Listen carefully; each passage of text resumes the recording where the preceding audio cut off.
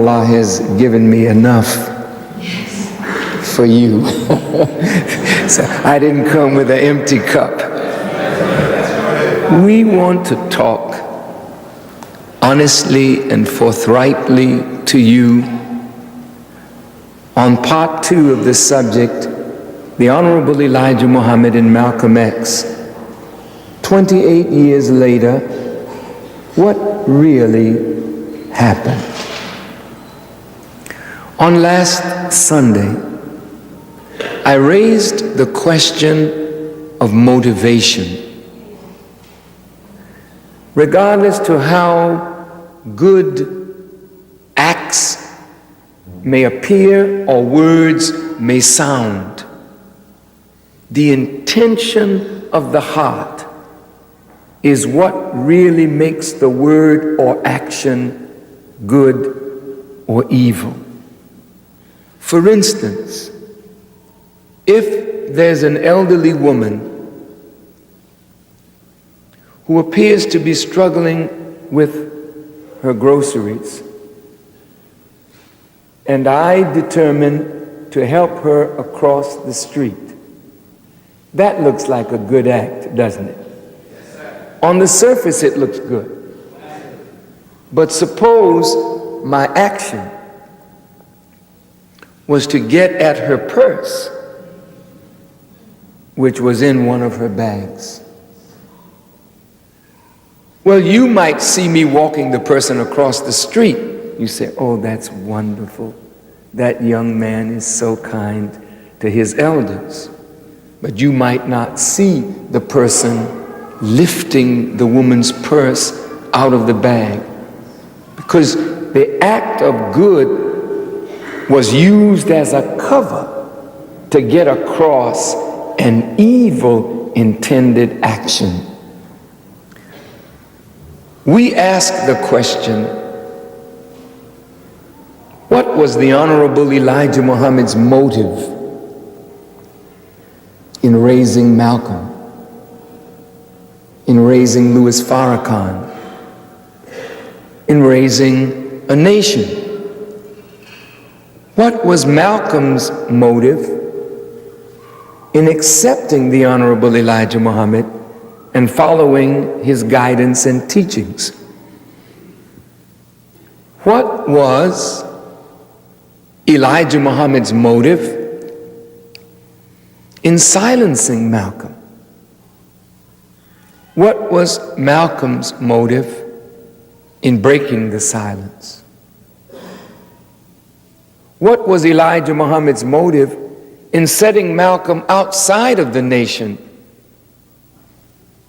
And what was Malcolm's motive for leaving the nation? What was stated and what can we determine over time is the actual motivation? What motivated Spike Lee to make this epic film? What motivated Warner Brothers to put up the money? What motivated Warner Brothers to say they didn't have enough when it ran over the budget?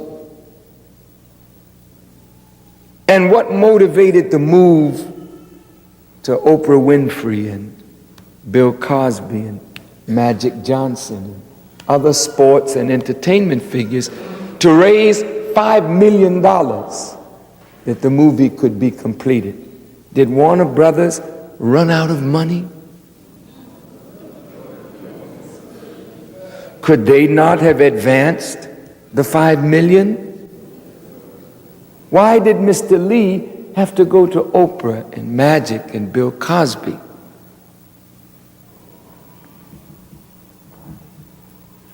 What was Cupsinet's motivation?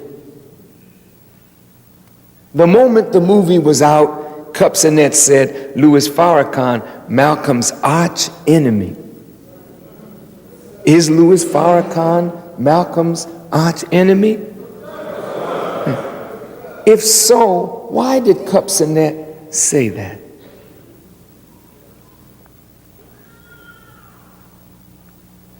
Was Elijah Muhammad an immoral man?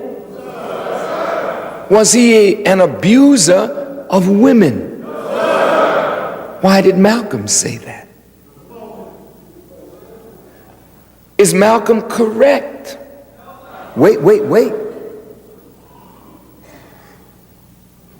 Is Elijah correct? Is Malcolm incorrect? Is Elijah incorrect?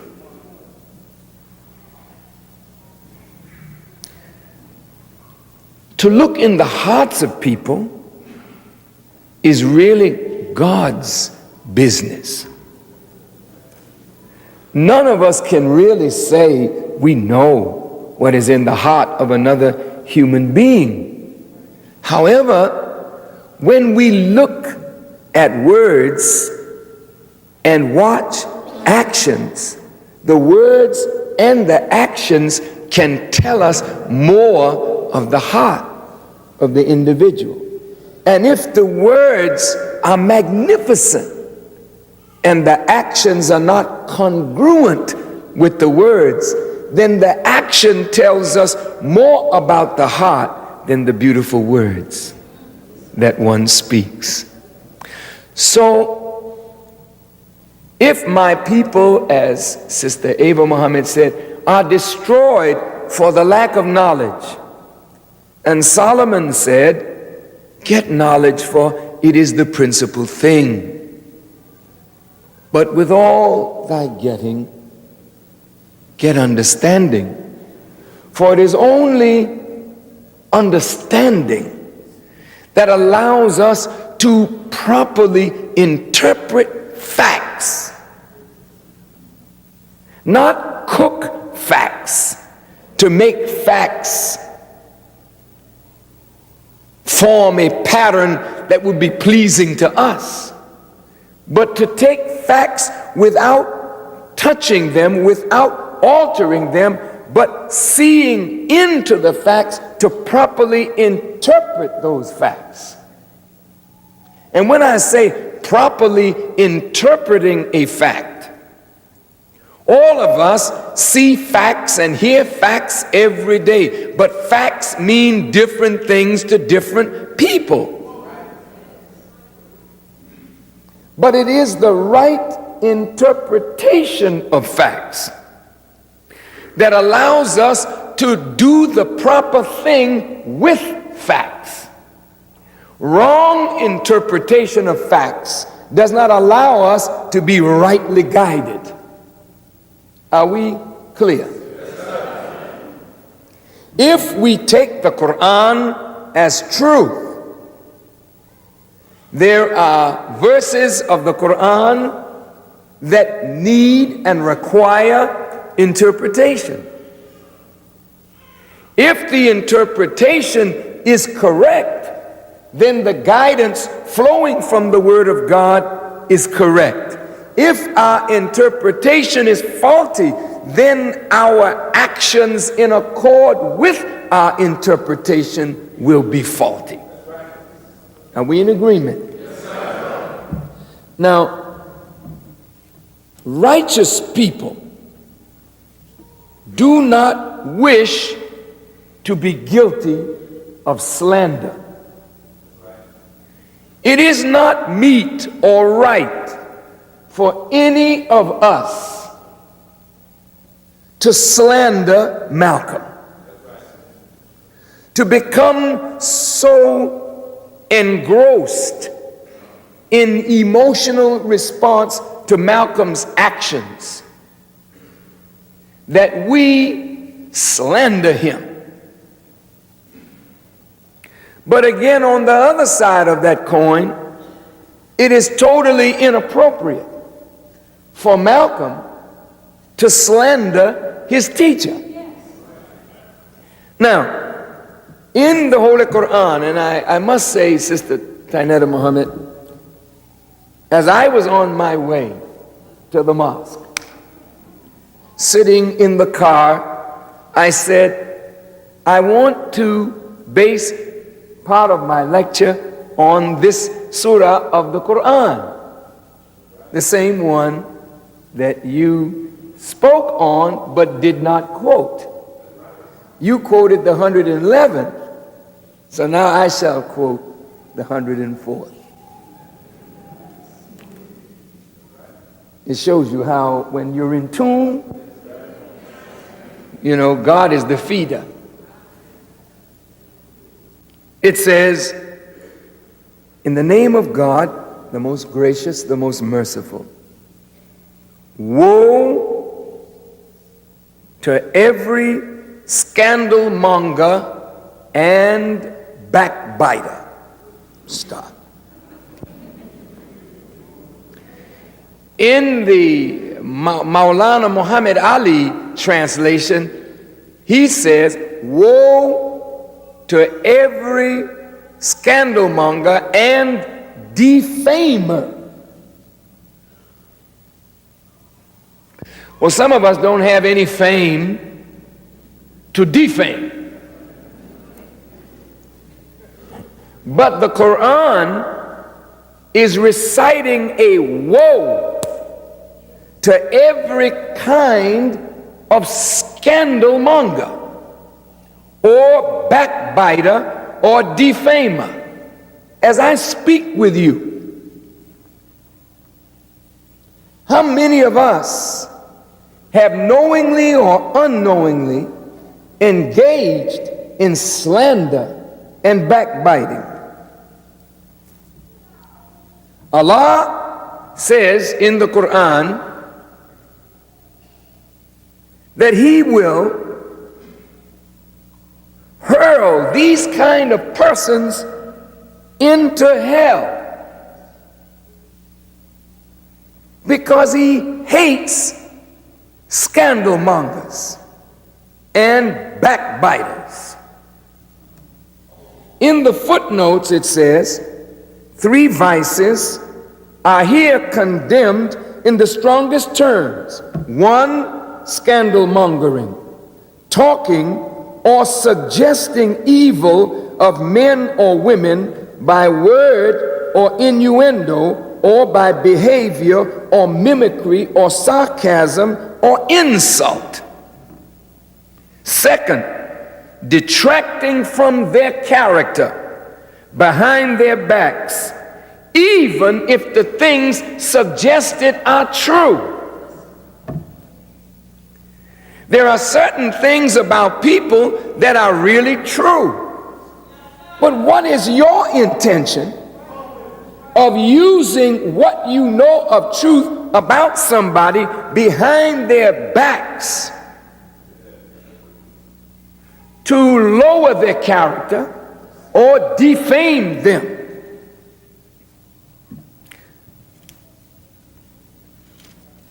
I would like to just deal with those 2. The Honorable Elijah Muhammad did not care that Malcom was a felon. The Honorable Elijah Muhammad did not care that Malcom was a pimp, a dope user and seller and bank robber or robber, gambler, hustler, etc. Why didn't the Honorable Elijah Muhammad say, oh my God, a man like that should never be with me? Some of your organizations and churches today would never have accepted Malcom as a felon, as they don't accept our young people, women or men, who have a criminal background.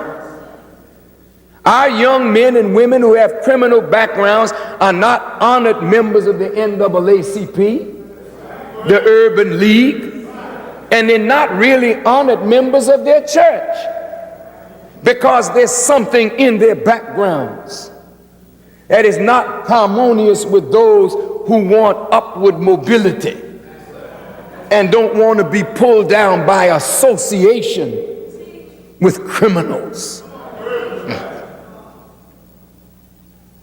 But the same Jesus we preach about sat with publicans and sinners And when the Pharisees berated him for so doing, he said, quote, "It is the sick who need a doctor." A sick man who comes to a doctor is not berated for being sick. Otherwise, the doctor has no reason for existence. The reason that you would want to take up medicine is because there are sick people who need help. So when a person comes to you sick, you don't say, "What are you doing sick? Don't you know that all sickness is sin? Get up out of here." You say, "What is the problem? How long have you been troubled with it?" Then as you search the history of that kind of symptom, you say, "Oh, I think I know what that is. Let me prescribe something for you that you may be rid of your illness." The Honorable Elijah Muhammad knew what Master Farad Muhammad, his teacher, did for him. One of the Honorable Elijah Muhammad's sons said that the Honorable Elijah Muhammad was in terrible condition before he met Master Farad Muhammad. He used to drink, and he was so drunk, one day he was stretched across the railroad track, and somebody had to come and get him, lest the train chop him in many pieces. Well, I don't know how many of you have been drunk like that, but you don't throw off on somebody who's a drunkard when you know you've been one too. You don't throw off on somebody who's a drug addict when you used to be that. You have compassion for the drug addict if God heals you from it, don't you? Because you know the hell that every drug addict is going through by the hell that you went through. Is that right? If you have ever been in prison, female or male, you know the hell of prison life. So if you are able to come out of prison and make a change in your life for the better, don't you have some kind of compassion for a brother that's doing hard time or a sister that's doing hard time? So God don't need to send no angel after you, because an angel wouldn't know what to do with you. God has to raise one from the midst of you that knows your condition and your suffering, that would have the compassion necessary to work with your condition and mine until he makes us well. So what was the Honorable Elijah Muhammad's motive in calling Malcom out of darkness, in calling Farrakhan out of darkness, and calling you out of darkness? Even those of you who don't claim to be Muslims, what did you learn from the Honorable Elijah Muhammad, and what was his motive for teaching? Was it to make money so he could live in a mansion on Woodlawn? Was it to ride in nice cars? What was his motive? His motive is all wrapped up in his mission. It is motive that gives the fire to what you do. And the more proper the motive, the more sustained the action. You better listen. Somebody, I don't want to use that example. No. Let me put it like this. I'll walk with you a little ways if I really say I want to help you. But to suffer with you till you make a change in your conduct and in your life may take years. Nobody does that but a mother for her errant child. or a man of God who is entrusted with the responsibility of the reform and transformation of the life of a people. Elijah Muhammad's life was transformed, and he was about the business of transforming human life. Malcolm was one of those lives. What a joy to correct a pimp. What a joy to correct a hustler, a thief, and a robber. Look at what was brought out of Malcolm. Malcolm was raw genius, buried in prison. And the prisons are filled today with the genius of black men and women who need what Malcolm received.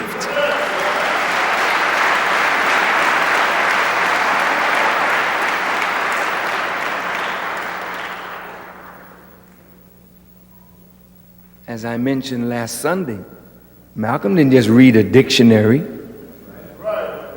or read Plato and Aristotle and black history and become a teacher that transforms human life. The dictionary has never transformed one individual. Neither has Plato, Socrates, Aristotle, or any of those fellas. And if the Bible alone transforms human life, why isn't your life transformed? If you didn't read it, somebody been reading it to you, and you go to church, a Negro or a whatnot, and you come out the same Negro or whatnot that you went in. So your life is not transformed by the reading of a book. You can go to the mosque and sit down and somebody can read ayats or verses of the Quran. That don't transform human life. Otherwise, the whole Islamic world would be transformed by the reading of the Quran. It's not the reading. It's not the preaching. It's the Spirit of God in the revealing of the inner meaning of His words that sink deep into the hearts of the listener and gives the listener the will to start the process of evolutionary change from dust to the manifestation of divine. And I don't care what mosque or church you attend, if that imam or sheikh or mullah, if that bishop, that priest does not have the spirit and the right understanding of the Word of God, they'll never bring about a transformation in human life. Malcolm's life was transformed. And all of you who claim to love Malcolm, you don't love him enough to look deep into what transformed his life. While you claim him from your lips, you live and act like the nigger that Malcolm condemned. Come on and talk to me. While you claim Malcolm with your lips, you don't have any power with all that you know to transform the lives of suffering black people. You can give them knowledge, but you can't make them make a change in their lives because you don't have the power. It is not with you. It is not in the college. It is not in the university. It's not in Mecca or Medina or in Al-Azhar in Egypt.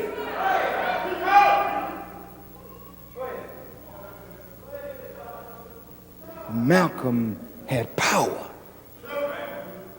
to transform human life. when I heard Malcom preach, I heard a man versed in the Bible, versed in the Quran, versed in the prophecies, versed in history, and he brought everything that he had read in prison and other places to bear on the Word of God. But the Word of God was primary, not secondary.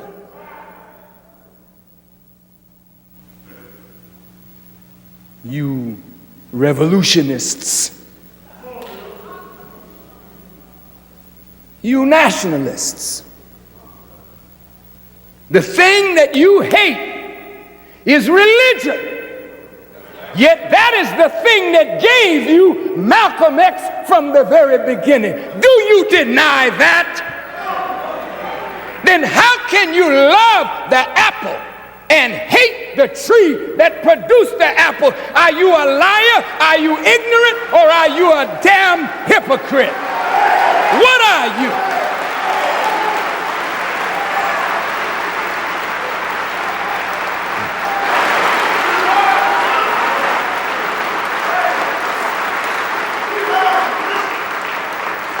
Some of you have gotten so hip in your revolutionary nationalistic ideology, you don't want no God in your life. But Malcolm was moved by God. It was God that Malcolm represented. It was God that empowered Malcolm. It was God that gave Malcolm the mind to stand up against the government of America and all that the government represents. It was not any dictionary or ideology. It was God, raw, pure, and simple. I was with Malcolm one day with the Honorable Elijah Muhammad. And the people wanted to know what was the secret of the Nation of Islam's success in transforming drug addicts and making them clean. The sociologists wanted to learn. I was with Malcolm at Harvard University and at Boston University when Dr. C. Eric Lincoln invited him to address some of the leading social scientists in America. They wanted to study this phenomenon called the Nation of Islam. What is Muhammad using? How does he do this? And Elijah Muhammad told Malcolm, said, when they ask you, you tell them, it is our belief in Allah. Well, we don't want that. And that's why you're still the same old Negro, nigger, and colored person, and you'll always be that when you reject God in your life. Well, I don't want the God that the white man taught us about. The white man ain't never taught you about God.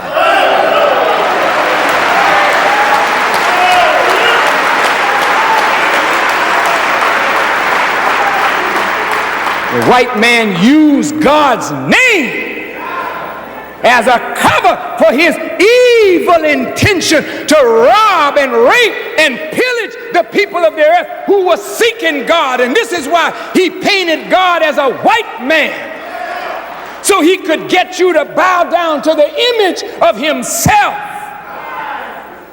He didn't teach you no religion. That's why in the church, Reverend, you don't have the power of Jesus Christ. You can only preach an empty word, but you don't have the juice to turn the people to God and to clean up their lives and give them power. You don't have that, Reverend. If you got it, you got to come get it from us.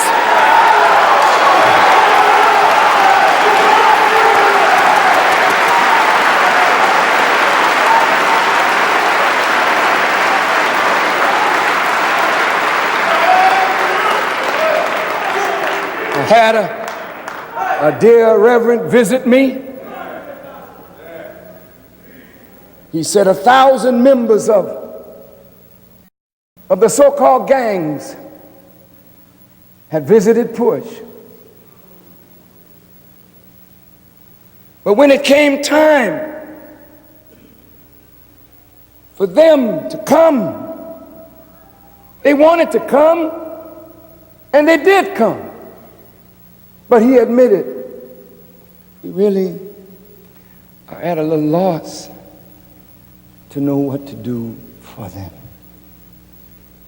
because they don't have the power or the knowledge to transform human life.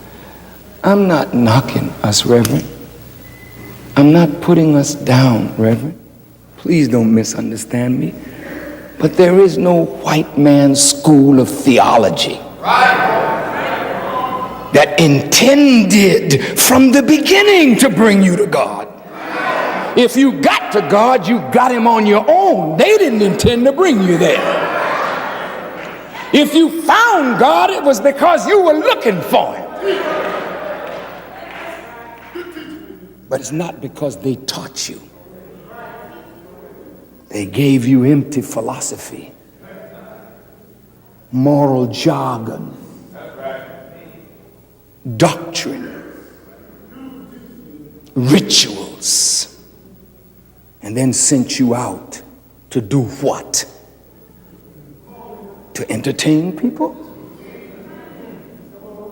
To find new ways to bring music to the church so that the people can jump and shout and whatnot? No, you talk to me, because that's not what church is for. Jesus didn't have no timpani five walking with him. He didn't have no guitar, no banjo, no drum, no singing group with Jesus, getting on down while the master was working out. Jesus didn't have none of that.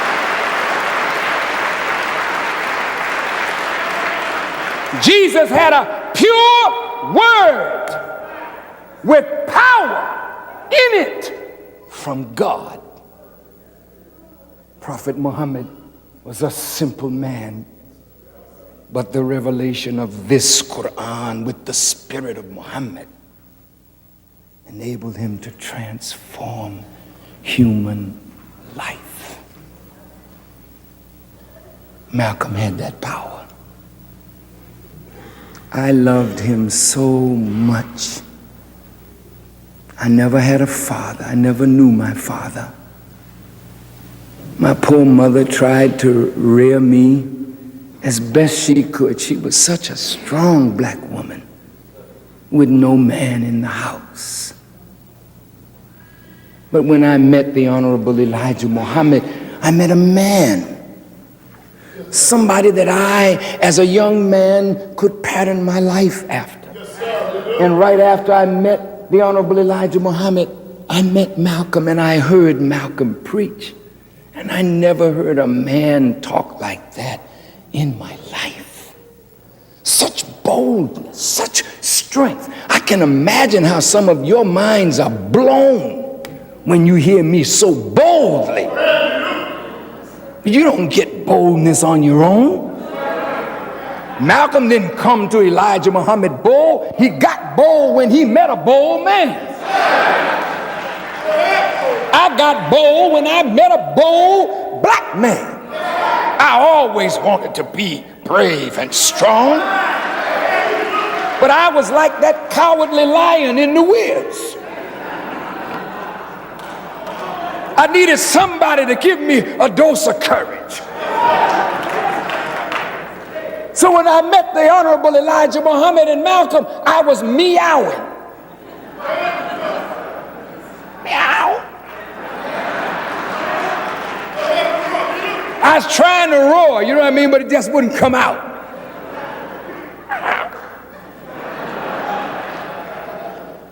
Like some of you. You really want to be a man. You really want to stand up. You really want to help your people, but you don't know how. You've been in church, but you don't know how. You got a PhD, but you don't know how. You've been in the lodge, but you don't know how. You've been in secret fraternities, but you don't know how. It's all right not to know, but it's not all right not to know, and not to know that you don't know, and not to seek the knowledge after you know you don't know.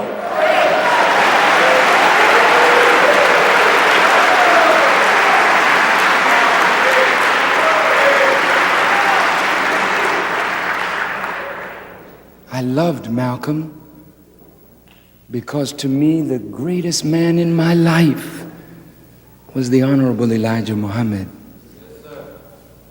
And the motive that Elijah Muhammad used was his mission from God to resurrect us from mental, moral, spiritual, social, economic, and political death.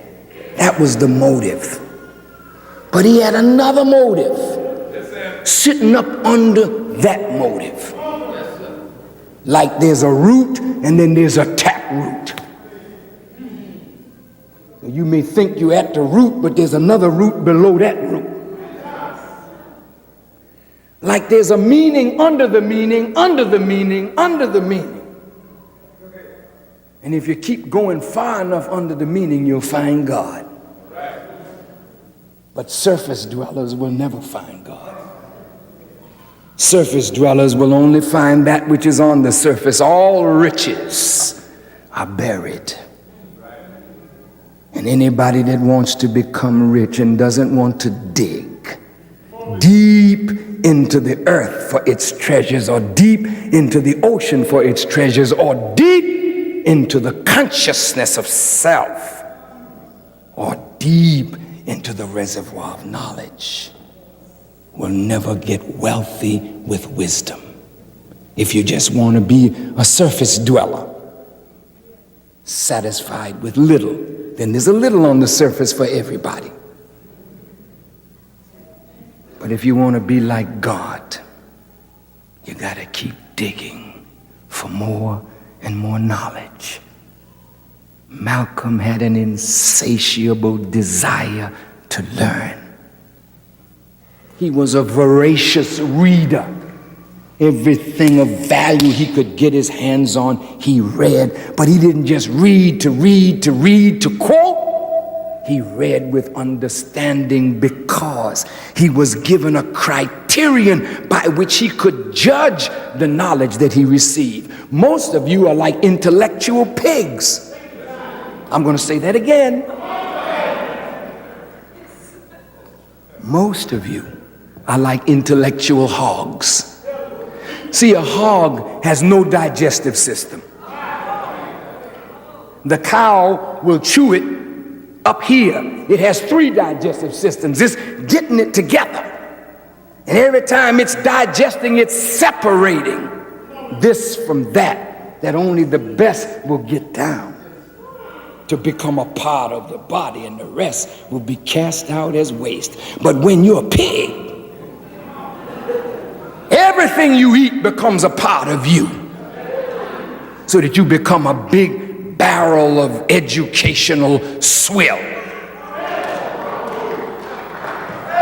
So this little piggy went to market, and this little piggy stayed home. But wherever those pigs were, they did not know how to differentiate truth from falsehood, and the value of real knowledge from theory. And so white folk laid on us a whole bunch of mess, and he called it education and knowledge and book learning. And we, like the pig, kept our head down, slurped it all up. And then when it came time to produce, we couldn't produce nothing. White folks know that what they've given us as knowledge is a joke. But the wise among us, who have buttressed and complemented what they give with self-knowledge, are able to look into everything that they teach and separate the wheat from the chaff. and take the wheat into the storehouse of knowledge and act on the principles thereof. Elijah Muhammad's sub-motive was to make helpers, to help him in the awesome task that God had laid on his shoulders, the task of raising up a dead nation. Elijah Muhammad was not a selfish man. He was not a man motivated by greed. He wanted people to help him get to you with the word. And everybody that came to him, he would search them to see if they would make a good laborer. And even if they were a plumber and just knew how to sweat a pipe, he would show them how to sweat black people together. Can you do that? When Malcom went to Philadelphia, Malcom got a job as a painter just to make a little money. And he wrote the Honorable Elijah Muhammad and told the Honorable Elijah Muhammad he had gotten a job as a painter. And the Honorable Elijah Muhammad wrote him a letter saying, do you want to paint the walls of men? Or do you want to paint the hearts of men with the truth? In other words, just like Jesus, he found Peter fishing. He said, come on, get up out of there. I'm going to make you a fisher of men. Why are you going to make me a fisher of men, Jesus? Because I got a mission. And my mission is to retrieve men out of the sea of sin. Will you help me? So Peter came, James came, John came, Mark came, Thomas came. But he didn't find them doing the thing he was doing. Wasn't nobody on that gig. Nobody had that job. So now you're going to make a laborer? Somebody to teach black people? Yes, that's what I really want. The Honorable Elijah Muhammad said, everybody that came, like the words of Jesus, before me was a thief and a robber. He praised Marcus Garvey and he praised Noble Drew Ali as forerunners. And he honored their work and told all of his followers that it was a good work and a noble work. He didn't like the preachers because the preachers were on the payroll of the slave master. He didn't like the preachers because the preachers were more interested in hooping than in teaching. He didn't like the tune of a preacher. He didn't like it if a man started breaking.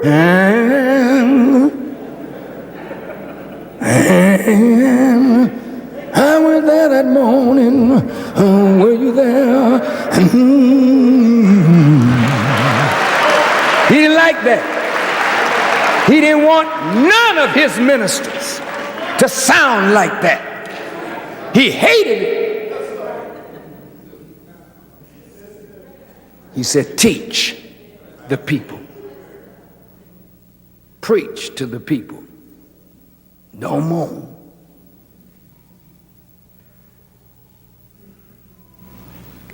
Listen to this. When he was teaching one day, he came home from the temple. Master Farad Muhammad was there. And so Master Farad asked the others, how did he do? And they were saying he did well. He really preached. There wasn't a dry eye in the temple. Master Farad got a very stern look on his face. And he told him, brother, don't you make my people cry. I came to wipe away their tears. Even if you're teaching good, don't make the people cry. So that's why when we teach, we come before the people with a happy spirit. I teach always with a smile. Because I got good news for you. Your day of suffering is just about over. If you're going to cry here, you're going to cry for joy.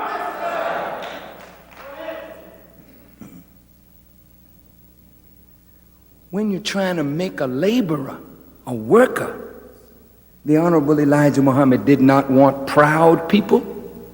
He wanted us to be humble. And you know how some of us were and are. We got these big egos with nothing in our heads. We are very arrogant. We can't wait to get an authority over somebody so we can show off, how powerful we are. Jesus had all that trouble with his crazy disciples. And Elijah Muhammad had all that trouble with us. He was like a man asked to perform a delicate operation with a screwdriver. And he did the best he could. And Malcom was the best that had come to Elijah Muhammad to represent this teaching. Of all Elijah Muhammad's ministers, in my judgment, Malcom was top shelf. He always kept the Honorable Elijah Muhammad out front. Wherever he spoke, he said, the Honorable Elijah Muhammad said, the Honorable Elijah Muhammad taught me this, the Honorable Elijah Muhammad taught me that. In fact, when he came to the nation, they were calling Elijah Muhammad Mr. Muhammad. Isn't that right? But when Malcom got here, they started calling him the Honorable Elijah Muhammad. Malcom introduced that. He wanted to see the leader in the dignified position that a man of his quality should be in. Malcom knew what he was doing. He honored and respected the Honorable Elijah Muhammad's family. He loved all Elijah Muhammad's children, and he was treated by Elijah Muhammad as one of his own sons. Elijah Muhammad loved that man, and that man loved Elijah Muhammad. I never saw a man more fierce in defending Elijah Muhammad than Malcolm X. I learned basic things from Malcom. He was a wonderful teacher. He was such a good example. I never heard Malcom cuss. Every now and then on the rostrum he would say hell or damn, but I never heard anything else. I never saw Malcom smoke, drink, or even hint that he needed one. I never saw Malcom eat in between meals. The teaching of Elijah Muhammad was one meal a day. And in the 10 years that I knew Malcom, I never saw Malcom eat in between meals. Malcom was a praying man. When I would stay in his home, he would get me up at 4:30. So we could make Salatul Fajr. Malcom was devout, but Malcom was revolutionary. And he had a character defect, as we all do. But I heard the Honorable Elijah Muhammad say that his strength was his greatest weakness. How can a man's strength be his weakness?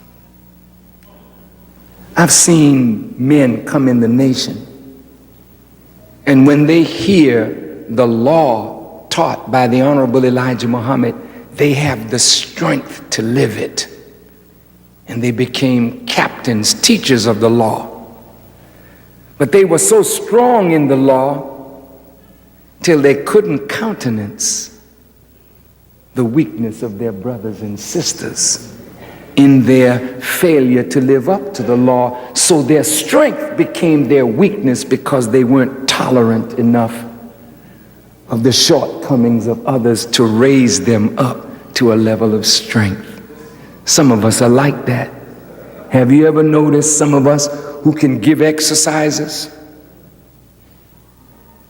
and do jumping jacks. 3, 4, 5, 600, 700, 800, 900, 1,000.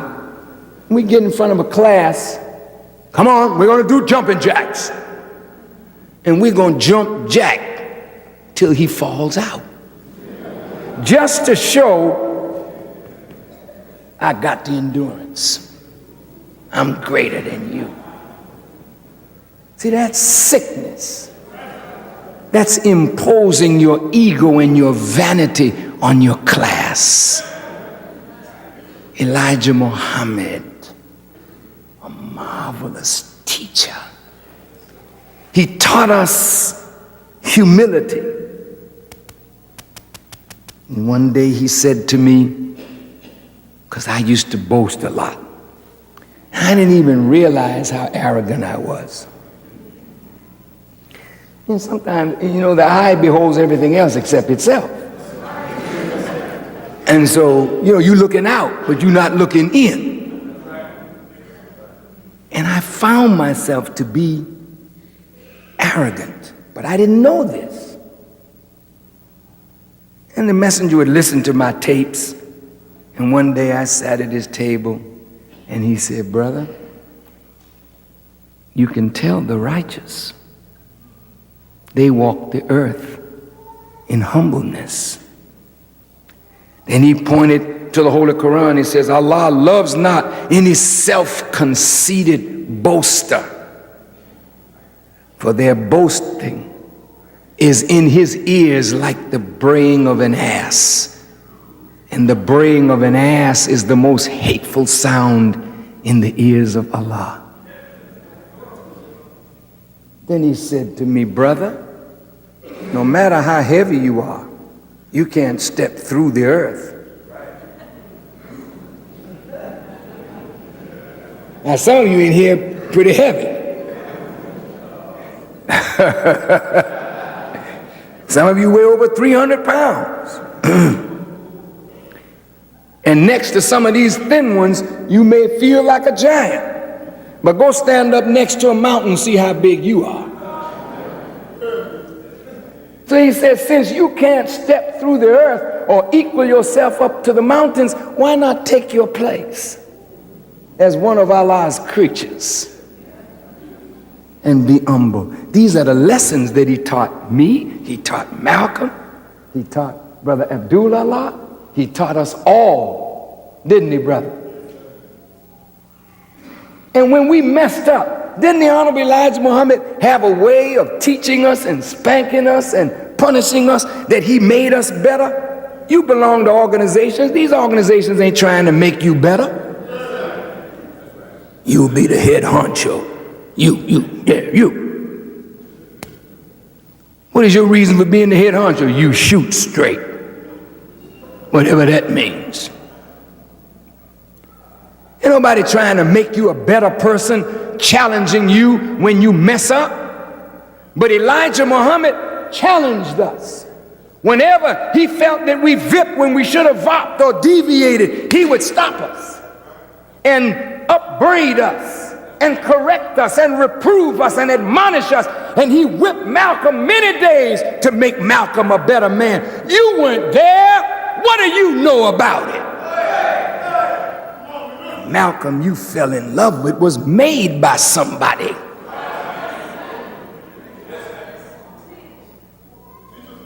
And the Farrakhan that you're falling in love with is made by somebody much bigger than he is. You weren't there when the Honorable Elijah Muhammad chastised us. You don't know anything about that man's ability to chastise. His son is in the audience. His son will tell you, nobody came to the Honorable Elijah Muhammad that didn't get a whipping. I'm going to say it again.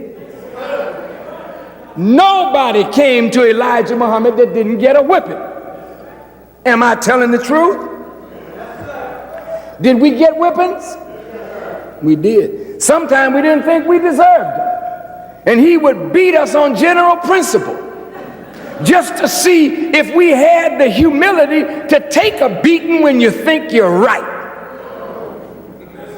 You didn't hear me?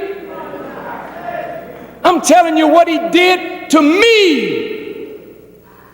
I'm not before you as the kind of man that I'm becoming in no vacuum. My mother didn't teach me this.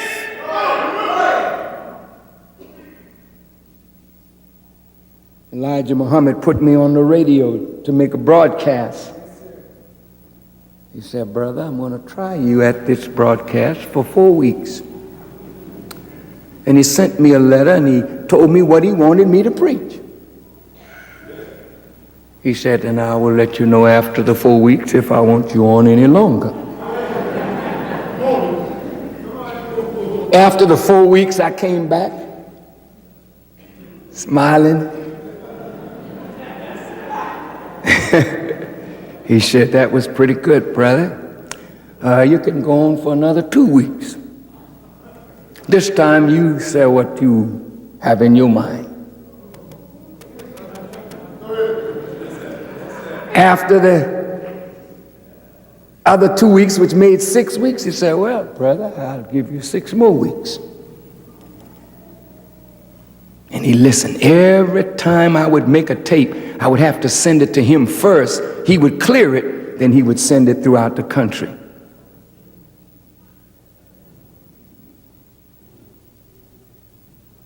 You know how it is when you get a lollipop that somebody gave you that's theirs, and you start sucking on it till you think it's yours?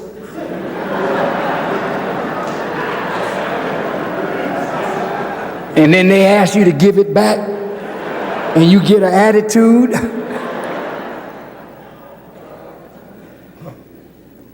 The Honorable Elijah Muhammad, listen to this carefully. He said, well, brother, you can go on now for 6 years. And all the while I was making the broadcast, I would write each word down and measure each word. It would sometimes take me a week just to make a half-hour broadcast because I strove for perfection. That's the discipline that my mother gave me in trying to make me a musician. I never performed a bad performance, never in my life. I worked hard at my craft so that I could always give my best. My teacher told me at the end of 3 years, he said, brother, don't write your speeches out. Just go and stand up. I said, don't make any notes. He said, no, brother, just go stand up and let Allah speak through you. And I did it for 4 years. And then I did it everywhere I went. I never would make notes. And I can wake up in the morning in the dead of the night, sleep, and preach.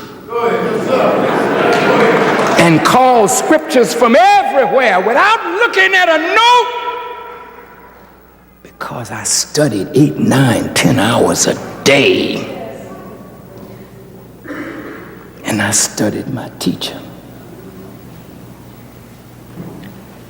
One time in the broadcast, he said, brother, I'll be coming back to the radio next week. Let the people know.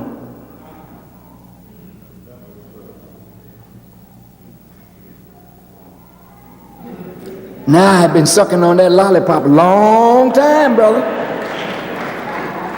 Elijah Muhammad said, I want it back now. You've been saying I was coming back. Now you can tell them I'm back. I made a tape. Hearken unto the voice of God. Because see, one thing you can't fool a man that's that wise. He listened to your words, how you form them. He listened to the inflection of your voice and the spirit of you. And he can tell whether you want him to come back or whether you feel bad that he would take his own broadcast back. Like I'm telling you right now, I'm standing in his place. This ain't my place. So I can't get too used to his seat. He may claim it. I'm living in his house, not mine. I may get a knock on the door one day. Do you live here? So a man, in words, should never get comfortable with borrowed goods. And everything you got belongs to somebody else. So why act like it's yours? Always act like what you got is from God.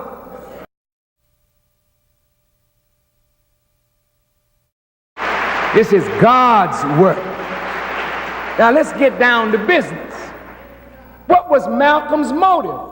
Let me tell you the arrangement that Malcolm and the Honorable Elijah Muhammad had, which maybe you may know about or may not know. If the Honorable Elijah Muhammad told Malcolm, I'm going to put you out front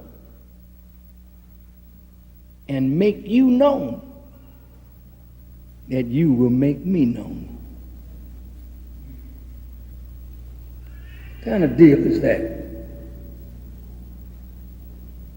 In the days of Moses, Jehovah was not known. Jehovah put Moses and Aaron out there so that they could become known, so that they could make Jehovah known. So Elijah Muhammad put Malcolm out front. Was Malcolm out front? It wasn't that we didn't have nobody else in the nation that could talk like Malcolm. Stand up, Brother Abdullah. Step out here.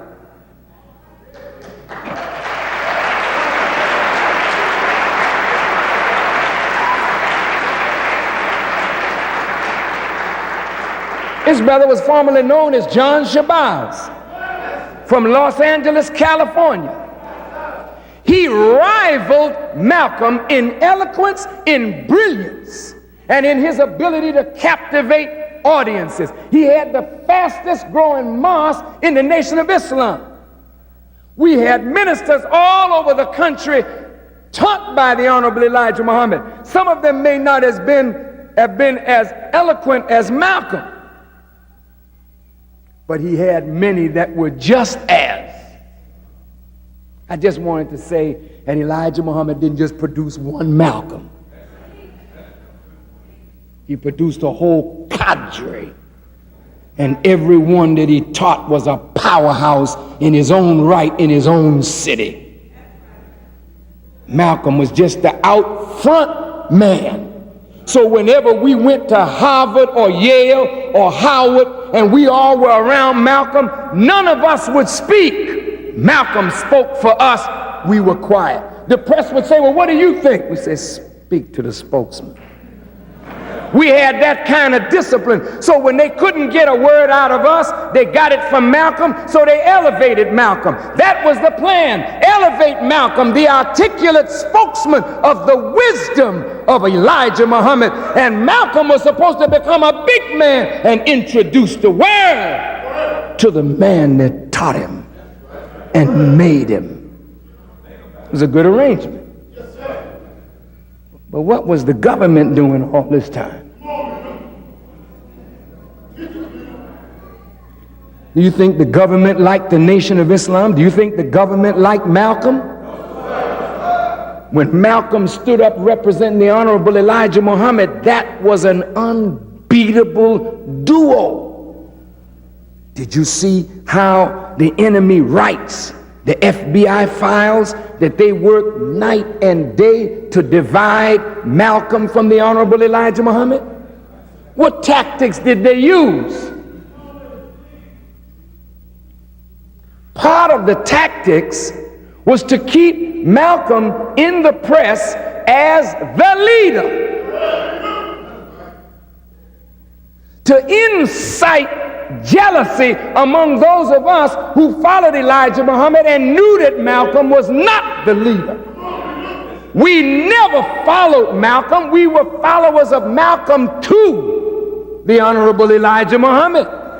But the press, Malcolm X and his Muslims, they kept pumping Malcolm up as the leader. And then Malcolm had to almost degrade himself to keep from being looked at as the leader. So Malcolm would say, I'm like Charlie McCarthy.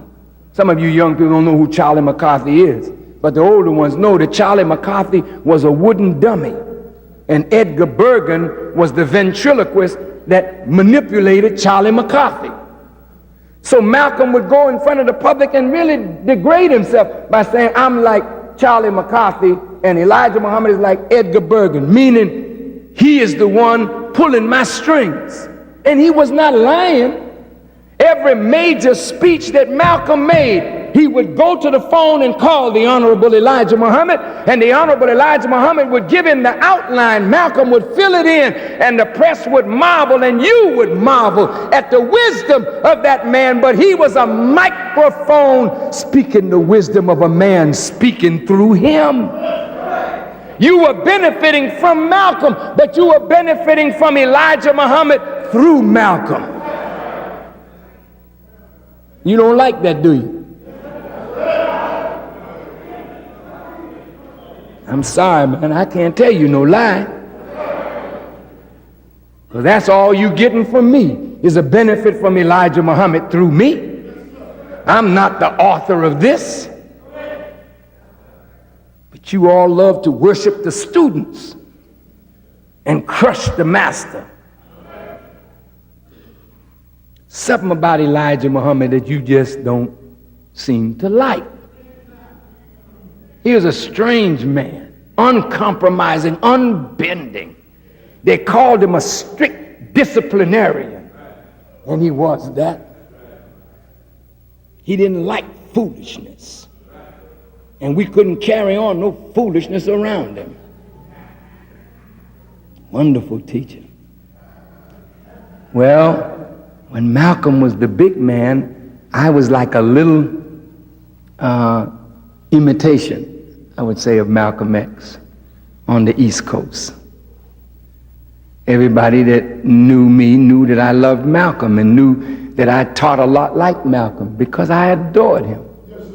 And if you see the film clips of Malcolm, you'll see me somewhere sitting cheering Malcolm, and then sometimes you see me looking at the rooftops and looking because I was a soldier. And I would have given my life to stop a bullet for Malcolm because he, to me, was the greatest representative of the Honorable Elijah Muhammad. What happened? What happened? Now, this is a difficult part. But sometimes, Brother Ayman, that's the oldest son of the Honorable Elijah Muhammad in our audience, those around the Honorable Elijah Muhammad, and sometimes even members of the family, didn't always understand why the Honorable Elijah Muhammad did the things that he did. Now, this was a simple thing. This is my sister, Tainetta Muhammad. Would you come out, Sister Tainetta? I'm going to give an incident in our Islamic life to illustrate a purpose.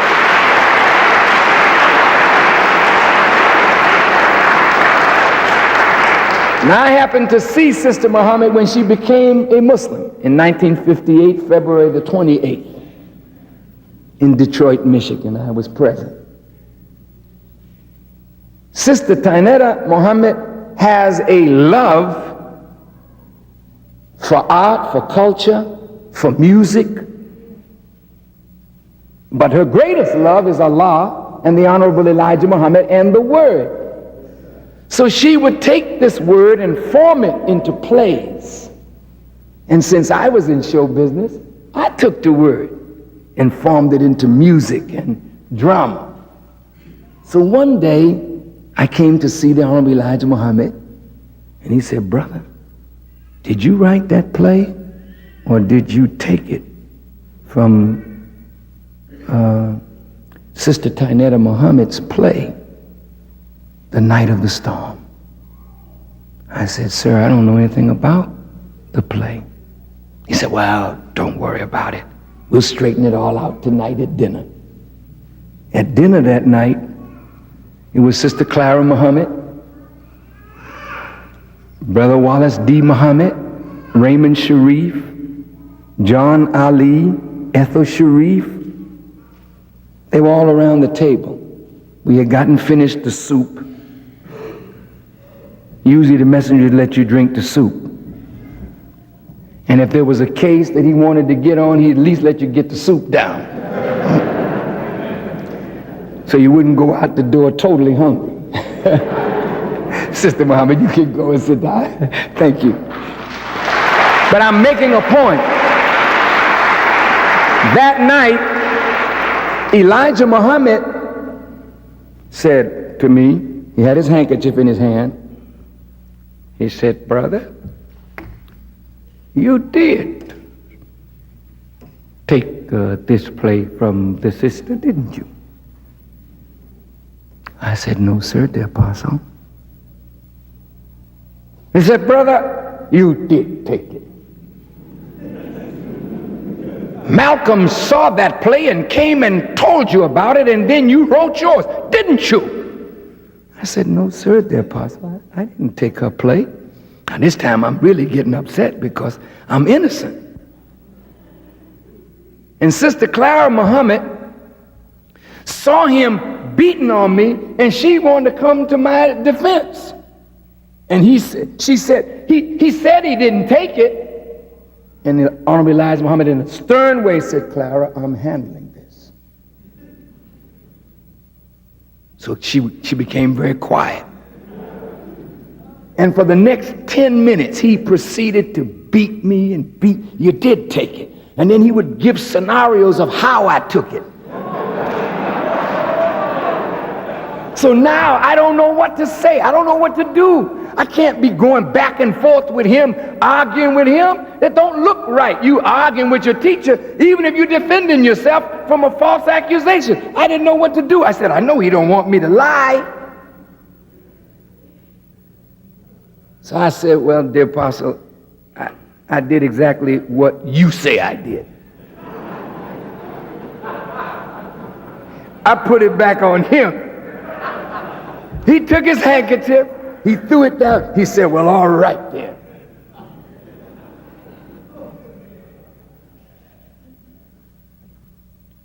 Then when things quieted down, my head is almost in the soup.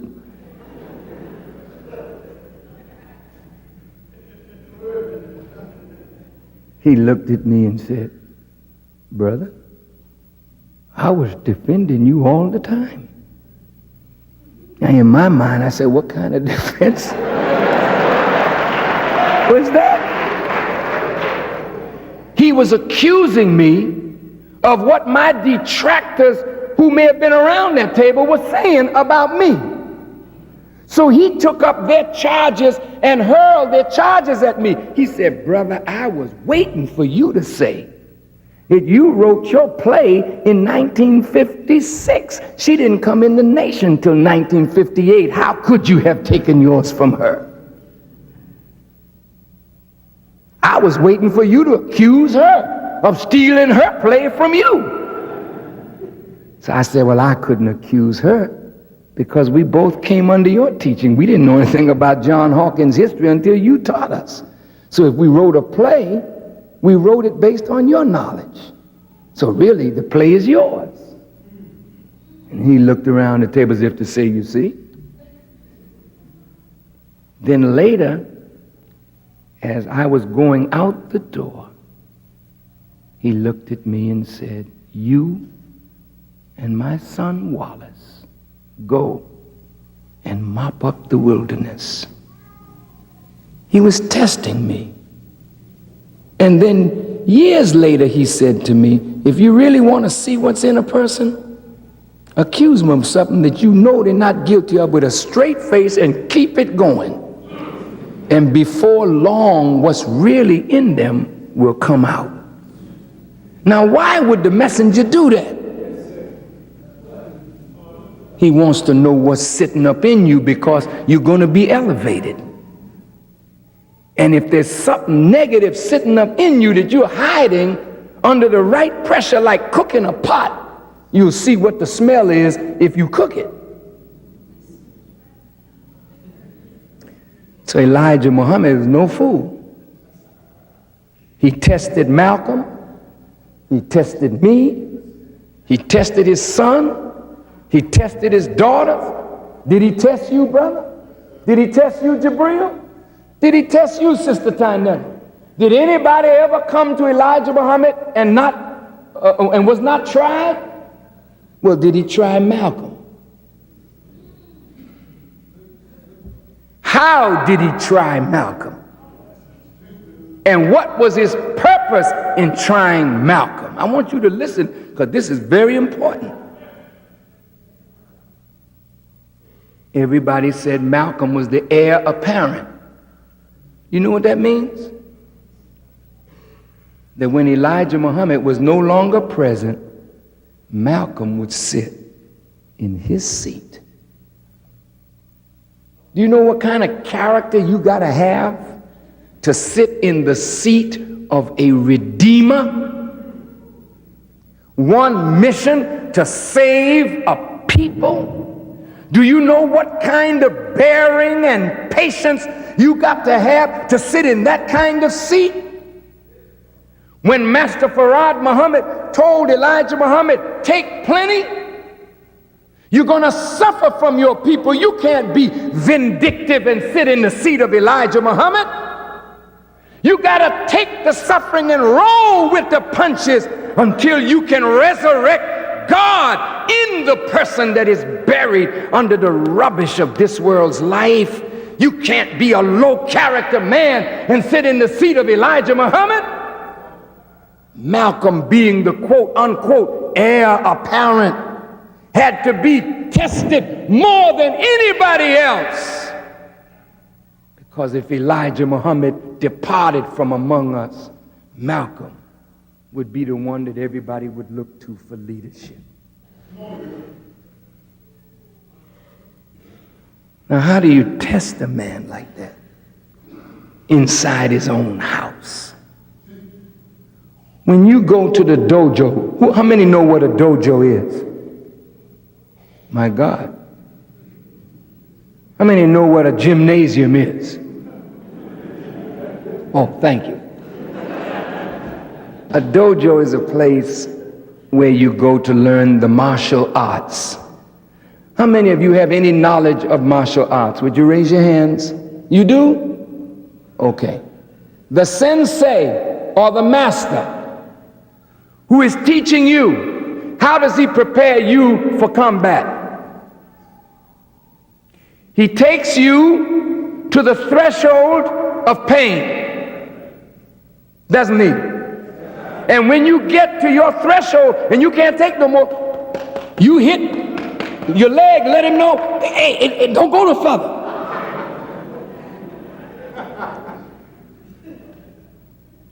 Then the next time you go back, he increases your threshold. How many of you have lifted weights? You know that when you're doing repetitions, you're breaking down the muscle fiber in order to build it up.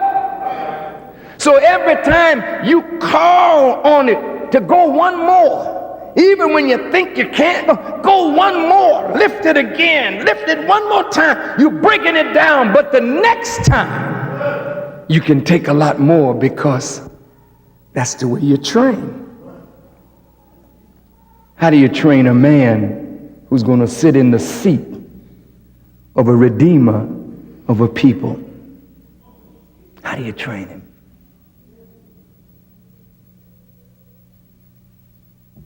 In every organization, in every church, where there are black or white people, there's always envy and jealousy present. There's not one of you in this audience who has accomplished anything in this life that hasn't been met with the envy and enmity and jealousy of some of your peers and others who see you progressing in the face of their not being able to make as much progress. And isn't it painful to have people that you grew up with, that you love, turn on you because you have some advantage that they want for themselves but don't have? Isn't it painful to have somebody turn on you because of a gift that God has given you? Please, this is very important, very important. Prophet Muhammad, peace be upon him, said, the three most hated men are: one, the person who is wealthy and gives away his wealth to the poor; two, the person who is wise and teaches wisdom to the ignorant; and third, the man to whom the Holy Quran is revealed. The three most hated men. The person to whom the Holy Quran is revealed is the most hated of all because he's wealthy, he's wise, and he shares his wealth and his wisdom with his people. So the Honorable Elijah Muhammad was the most hated black man among us. Talk to me. In the 60s, when we were in the civil rights struggle, was Stokely Carmichael hated more than Elijah Muhammad? Kwame Ture now. Was Whitney Young, James Farmer, James Foreman, Martin Luther King hated more than Elijah Muhammad? No. Elijah Muhammad was the most hated of all because Elijah Muhammad was the wisest of all, and he shared his wisdom with fools like me, and he made us wise.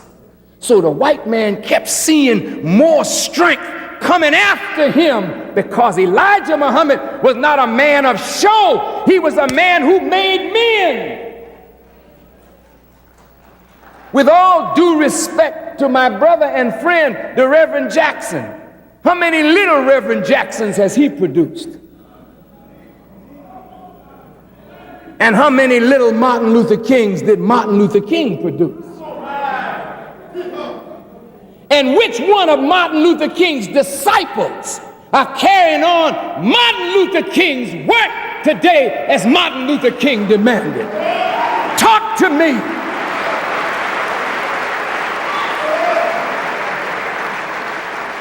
Elijah Muhammad knew that every living thing must die.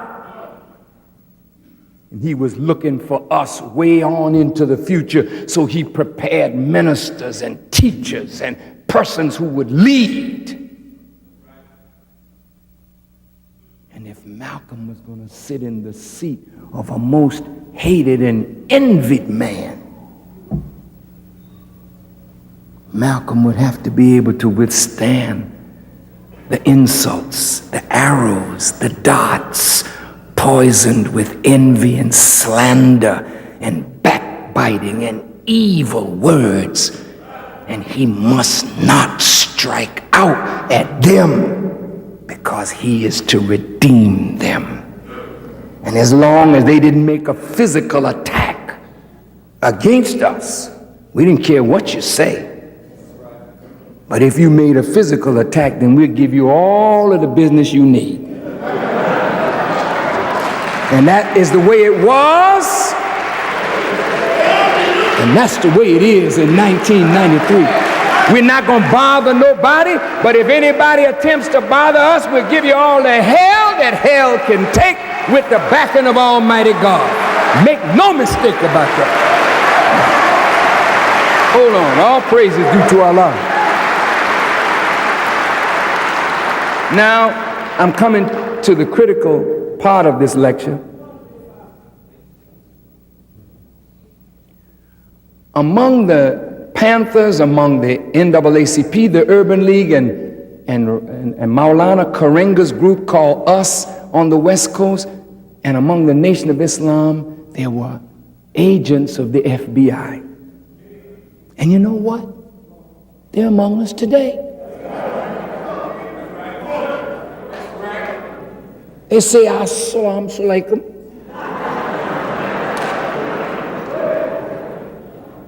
They never kind of get it right. The best agents, they get it real right. Because their aim is to get up in the mosque and get into the secretarial department where the facts and the figures are. Their aim is to get into positions of leadership, and their aim is to watch the leaders for any weaknesses so that they can bring about tensions and disruption in organization, because the white man don't want to see black folk organize. Well, you know that J. Edgar Hoover, J. Edgar Hoover, you know, J. Edgar.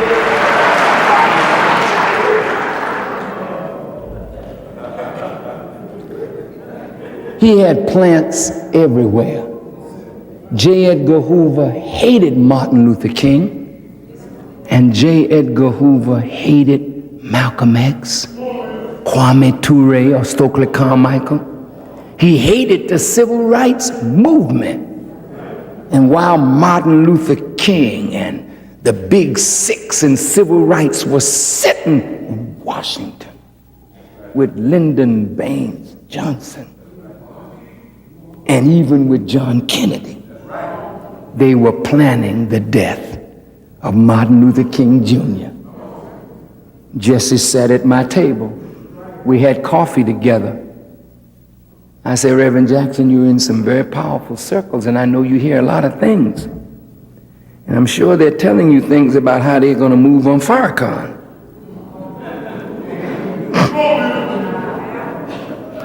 I said, but I just want to remind you, my dear brother, that while they were talking about moving on Malcolm and Elijah, they were already planning the death of Martin Luther King. I said, they don't trust you, Jesse. I said, no matter how close you get, Reverend Jackson, they know they can't trust you because there's too much God in you.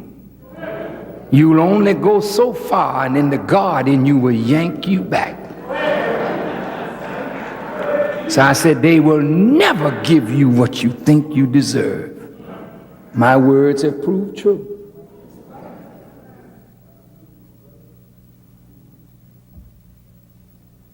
Malcolm, our great spokesman, in 1963 was beating the dickens out of John Kennedy. John Fitzgerald, Malcolm called him John the Fox, because the liberals had gotten control of the black struggle. And guess what? 30 years ago, Malcolm was the #1 anti-Semite, according to the Anti-Defamation League, in the black struggle. Wait now, you didn't hear me, did you? I'm going to say that again. 30 years ago, Malcolm X, according to the Anti-Defamation League and the dossiers that they put out on Malcolm, was the #1 anti-Semite among black people. And you know why they called him anti-Semitic? Because it was Malcolm X who exposed the liberal Jewish conspiracy behind the civil rights movement. Do you know who the first person was to bring to us the protocols of the learned elders of Zion? Fact or fiction, whatever it is, Malcolm brought it to us. And do you know who the first person was to expose that the real leader of the NAACP was a Jew? It was Malcolm X. And the real leader of the NAACP, even though they had blacks out front, it was Spingarn. And the real leader, Core and SNCC in the civil rights movement, they were Jews. Now, why did the Jews hook up with you? This is not anti-Semitism, this is just fact. Why did the Jews hook up with you? Why aren't they hooked up with you too tough today? Because the purpose was accomplished. They got with you because you are discriminated against, right? So were Jews. So it was a natural alliance. They picketed with you, but their motive was different. We're going back to the intent now. Why did they picket? Because they knew once you broke the doors down, you weren't in a position to take advantage of it, but they were. So when the doors were broken down in the civil rights movement, the Jews walked in, took over Miami Beach. Talk to me. Jews got more political power, more economic power as a result of the civil rights struggle. Gays came to prominence, women came to prominence, and blacks are still singing, "We shall overcome." Is that right? Don't be mad with me. Don't be angry. That's not anti-Semitic. I don't hate Jews. I just know the truth. Well, now, Malcolm was busting the civil rights movement. Malcolm was knocking Dr. King because Elijah Muhammad, his teacher, was knocking Dr. King. What? Yes. Elijah Muhammad looked at Martin Luther King as one of the #1 magicians of Pharaoh. What? And wait, let's not get emotional. Please, sisters, don't get angry. Martin Luther King was a PhD in theology. If you know anything about the prophecies do not talk anything about our integration with Pharaoh. It talked about separation from Pharaoh. So now Malcolm was preaching separation. Elijah was preaching separation. Martin Luther King was preaching, I don't want to be your brother-in-law. I want to be your brother.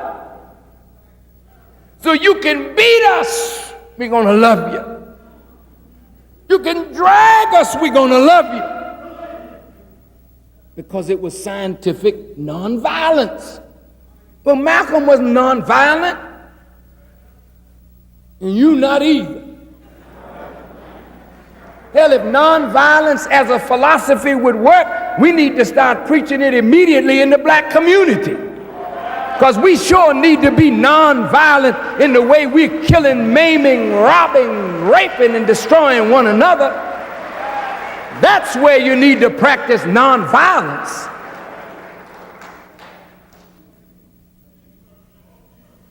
But when you're going to be nonviolent to an enemy who is persecuting you.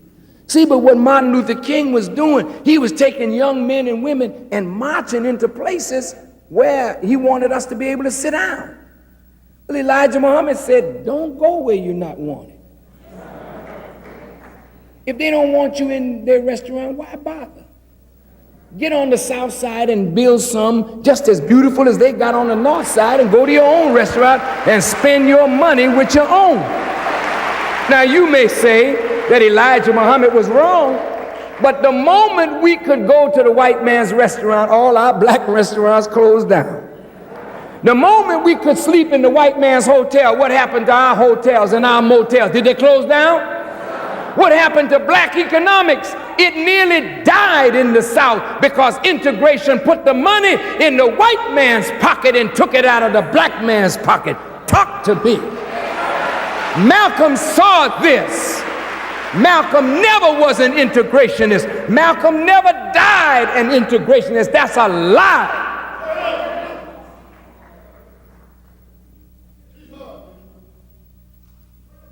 Malcolm was a realist.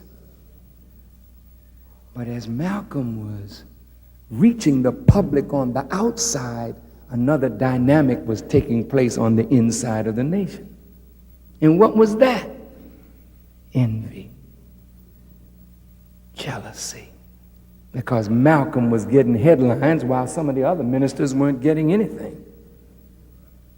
Some of the top laborers in the nation were jealous of Malcolm because he had the attention and the affection of the Honorable Elijah Muhammad, and they didn't like it. So any little evil report they could bring on Malcolm, they would do it. Like, you can see this in every organization, right? Well, I didn't think that would take place in the nation of Islam. Well, wait a minute. We're the same as you. Elijah Muhammad didn't wave any magic wand and all of a sudden we became saints. It's a process. And while we're in the process of becoming, we act out some crazy drama. So Elijah Muhammad sat back and would say little words to direct the jealousy toward Malcolm, and then watch Malcolm to see how Malcolm reacted. Malcolm would come to the Honorable Elijah Muhammad and state his case. Honorable Elijah Muhammad said, well, don't pay that no attention, brother. Go right on with your work. How do you know this, Farrakhan? Because I walked in Malcolm's shoes. I can tell you a lot about his feet that no man can tell you about. Because I walked in his shoes. Malcolm could not take the enmity and the strife of his own brothers. And he would come to Boston, where he was always accepted. I was the minister there. And he would tell me, I'm just going to quit. I'm not going to go around and try to help no ministers and preach in their mosque. I'm just going to leave it all alone and go back to New York and build New York. I said, well, Minister Malcolm, don't put me in the mosque in Boston out because some others think like that. I don't think like that. He was being worn down. And guess what? In 1963, Imam Warithuddin, the son of Elijah Muhammad, came out of prison. He was sent to prison for not going along with the draft, as you recall. He came out of prison in the winter of 62, I think it was. The winter of 62, wasn't it? And in the winter of 62, I came to Chicago to sit with the Imam, to talk with him. He had just come out. And in his home was an apartment here on the south side. The present Imam Warithuddin Muhammad asked me if I would go and tell Malcolm that he had something that he wanted to tell both Malcolm and myself, but he wanted to tell us both together. So he asked me, would I tell Malcolm that he, Wallace D. Muhammad, wanted to see Malcolm and myself. I called Malcolm and told him what Wallace D. Muhammad had asked. Malcolm was the kind of man, he don't want to hear nothing if it's important with his student, meaning myself. So Malcolm went by himself to Chicago and met with Imam Warithuddin Muhammad, who was then Wallace D. Muhammad, who had just come out of prison and learned that his father had taken wives from among the secretaries.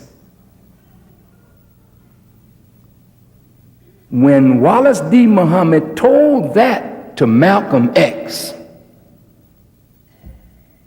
Malcolm, I guess, was blown, but he understood it from the Quran, he understood it from the Bible, but the hurting thing. Do you remember the sisters that spoke last week? How many of you were present? You know the first sister that spoke? Sister Evelyn? Malcolm was in love with her. When she was growing up in Boston, she became a Muslim in Boston, and Malcolm was teaching in Boston. And they were to marry.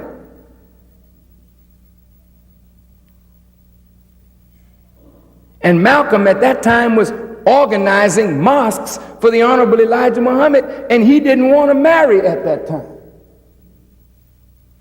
Sister Evelyn came to Chicago and became a secretary of the Honorable Elijah Muhammad, and unknown to Malcolm, she became a wife. And she produced a child, which you saw last week, that gorgeous, beautiful daughter of the Honorable Elijah Muhammad. Well, you may say, well, why? If it was why was it a secret?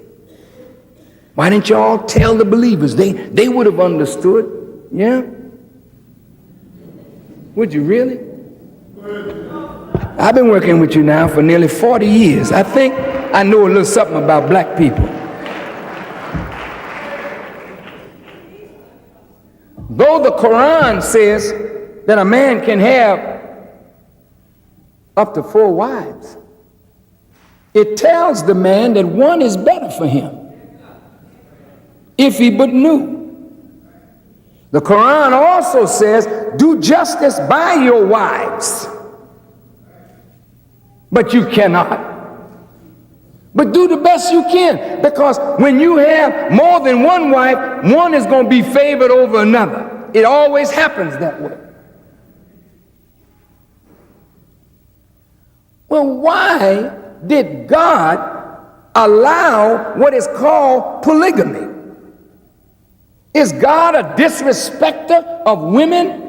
Does God think so little of women and their pain and suffering that he would give his prophet a right to women, to hurt them, to abuse them? No!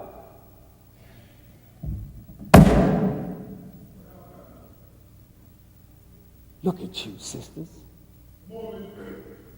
You're like women whose men are at war, and the ranks of the black male is decimated.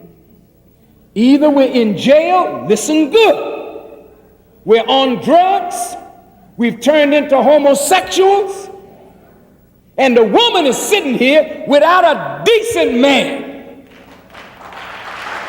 without a real man to look to comfort her,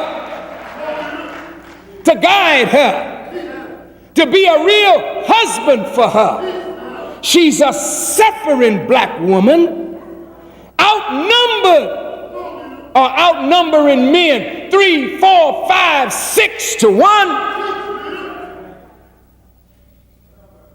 So you're all fighting over the few little men that's left.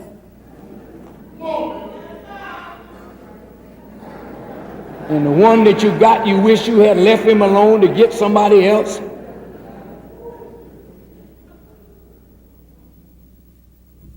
Women are so valuable in the sight of God.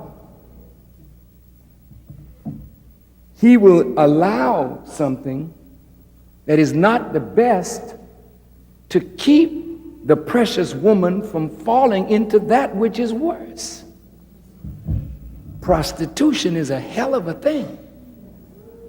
Lesbianism is a hell of a thing. Fornication and adultery is a hell of a thing. Since God hates fornication and adultery because it robs family, it breaks up family. And if you look in the Bible and Quran, God's laws are very harsh when it comes to anything that interferes with family. Because family is the basis of a nation, and anything that interferes with marriage ruptures family, and anything that ruptures family ruptures nation. And that's why adultery in the Old Testament is punished by death. Fornication is punished by death. Homosexuality is punished by death.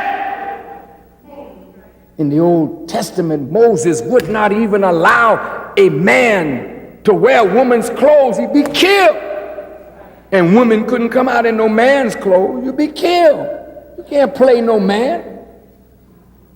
You may want to be one, but you can never be a man. I don't care how hard you try to toughen up your faith.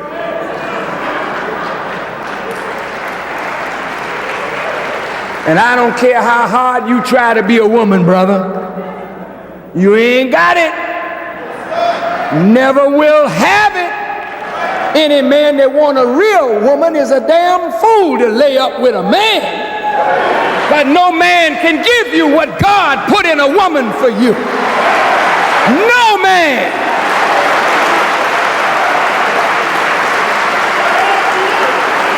No man. We're messed up. We're off course. We've been bamboozled. We've been hoodwinked. We've been took. We've been had. Ain't that what Malcolm said? We're almost finished.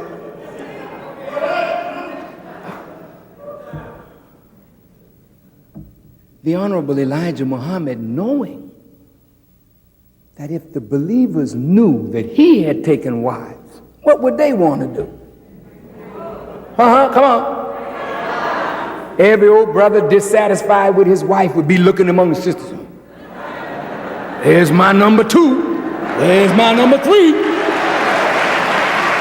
And before you know it, he's old jive time brother with no job. He'd be over here talking to you and all the 3 women would be on welfare and he's sitting up at home waiting for the check. That ain't being no man.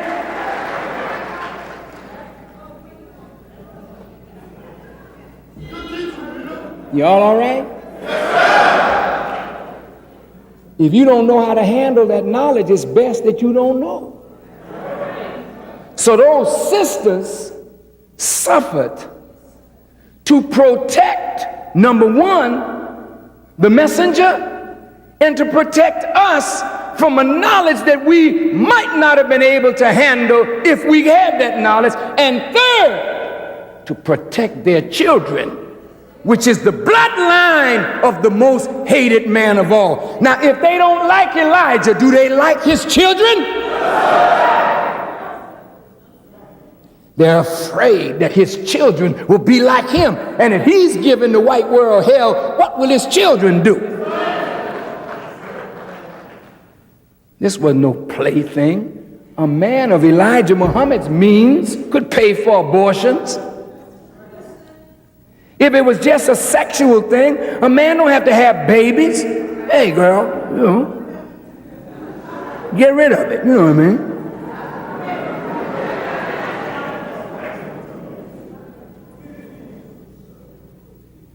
But Elijah Muhammad did not want sex. He wanted children.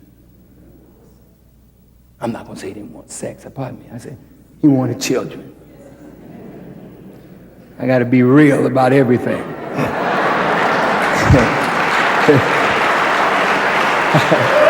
Because you sure can't have children without sex. That's for sure.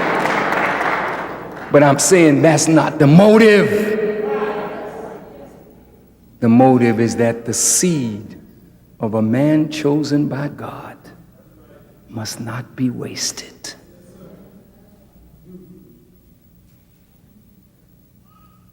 You don't think God understands the suffering of women and wives in situations like that? Sister Clara Muhammad was devastated when she heard it. That's a faithful woman who worked hard and all her knowing life. She told me that she don't know nothing she has done in 40 years that she couldn't stand before Allah feeling absolutely ashamed. She didn't know anything she had done to be ashamed of. That's what she told me. It's a good woman, a righteous woman, but like any good woman, hurt. She wasn't going to permit it if he went to her and said, now, it's time for me to take wives. What? There ain't no black woman got sense, you know what I mean, except you've been trained that way. And in the Islamic culture and in the culture of the Hebrews, they grow up that way. So it's easier. We grew up in the Christian West, where everybody talks monogamy and lives polygamy. Can we get a witness?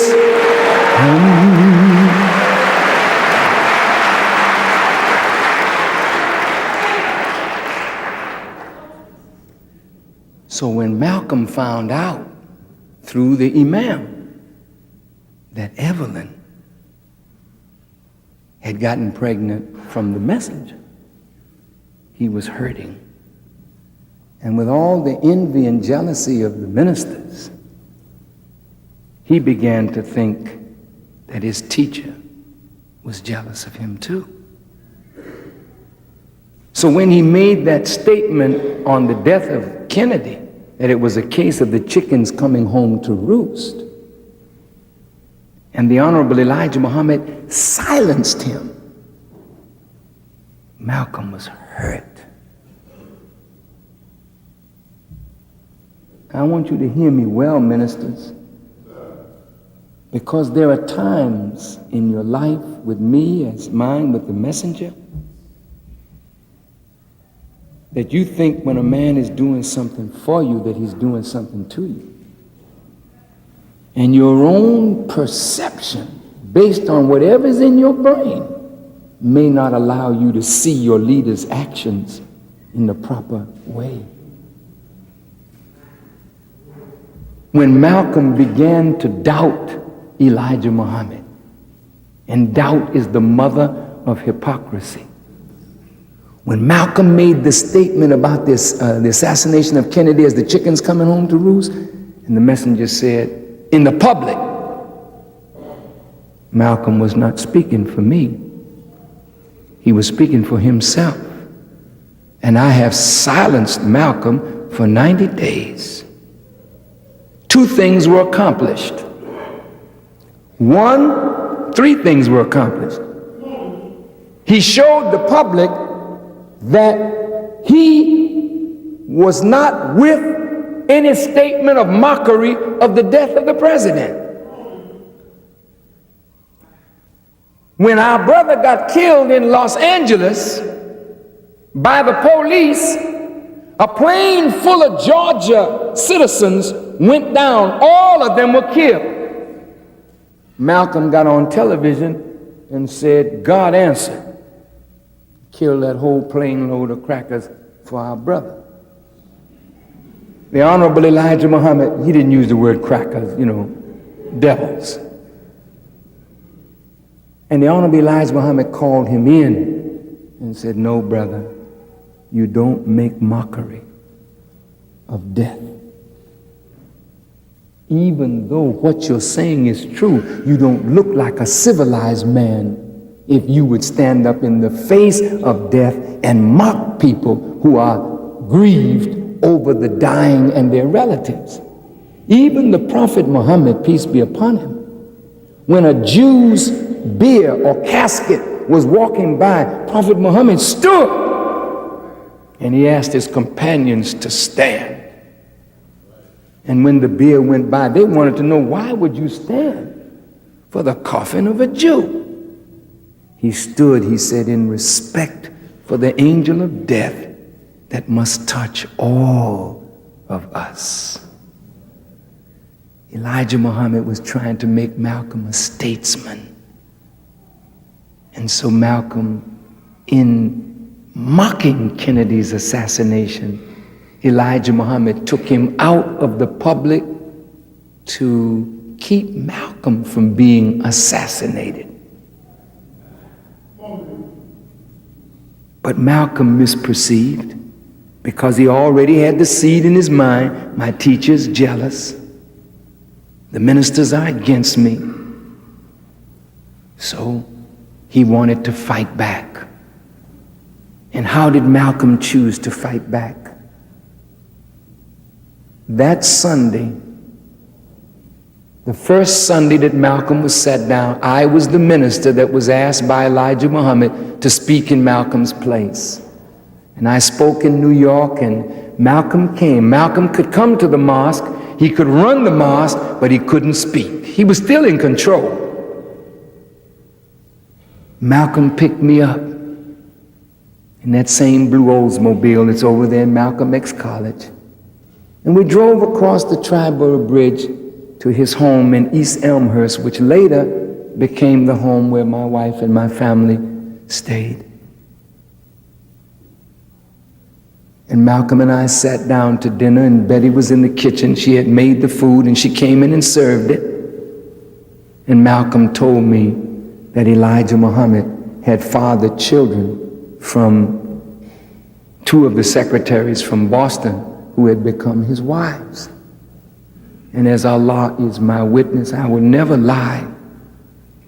by the grace of God. Malcom said, I'll get Evelyn and Lucille on the phone and trick them and make them say that Elijah Muhammad is the father of their children. I said, you don't have to do that for me. Your word is sufficient. He said, well, what do you think about it? I said, I think that there's no God but Allah, and that Muhammad is his messenger. And as Malcom was taking me back to the airport, he said, brother, I don't want you to tell anybody what I've told you. I said, no, sir, I'm not going to tell anybody but the messenger. See, one of the things about the nation, in the dead world, you call that snitching. You don't believe in that crap here. You start speaking against the leader, it is my duty to report my mother. Because it's bigger than mama, it's bigger than daddy, it's bigger than this little jive friendship you got. When you're dealing with the messenger of God, anything against the messenger is against the life of the nation. I had to report to the messenger what Malcom had said. That's the way I was trained, and it was Malcom who trained me. When I said I would tell the messenger, he jumped. I got on the plane and went back to Boston. My wife was asleep in the bed. I couldn't sleep all night long. I'm turning, tossing, mind all messed up. 5 a.m. the next morning, Malcom calls. Brother Louis, I want you to delay writing the messenger so I can get my letter off to him explaining what I said. I said, well, brother, it's going to take me some time to get my head together to write the letter. And if you can get your letter off to him in that time frame, please do so. I said, I don't want to be caught in no struggle between two powerful men. He said, there ain't but one powerful man. I said, well, you got that right. That morning, since I couldn't sleep, I went in my little office and I opened my Quran. And as God would direct my hands, I opened to the 33rd chapter of the Quran, which deals with the domestic life of Prophet Muhammad. And when I started reading about the wives of the Prophet and what the Christian missionaries said about him and the slander on the Prophet, I said, this is it. We can defend him. I called Malcom back. I said, Malcom, I found something in the Holy Quran. I'd like to come over and talk to you about it. He said, come on. I had $28 to my name. It took $28 to get from Boston to New York and New York back. At that time, it was $14 on the shuttle. That was a long time ago. I got on that shuttle and Malcom picked me up at the airport and we drove around. And I want you to listen to me carefully. I told Malcom what I had found in the Quran that would allow us to defend the Honorable Elijah Muhammad. And as God is my witness, Malcom said these words to me. He said, I already know it. He said, but you can't handle it, Brother Louis. I'll handle it. You leave it alone. I said, yes, sir. So I went back to Boston. But in the meantime, Malcom is spreading this to other ministers of the Honorable Elijah Muhammad. Malcom is still talking underground to the press because Malcom had made up in his own mind he was going to leave the nation. So this is December. By February, we had Savior's Day.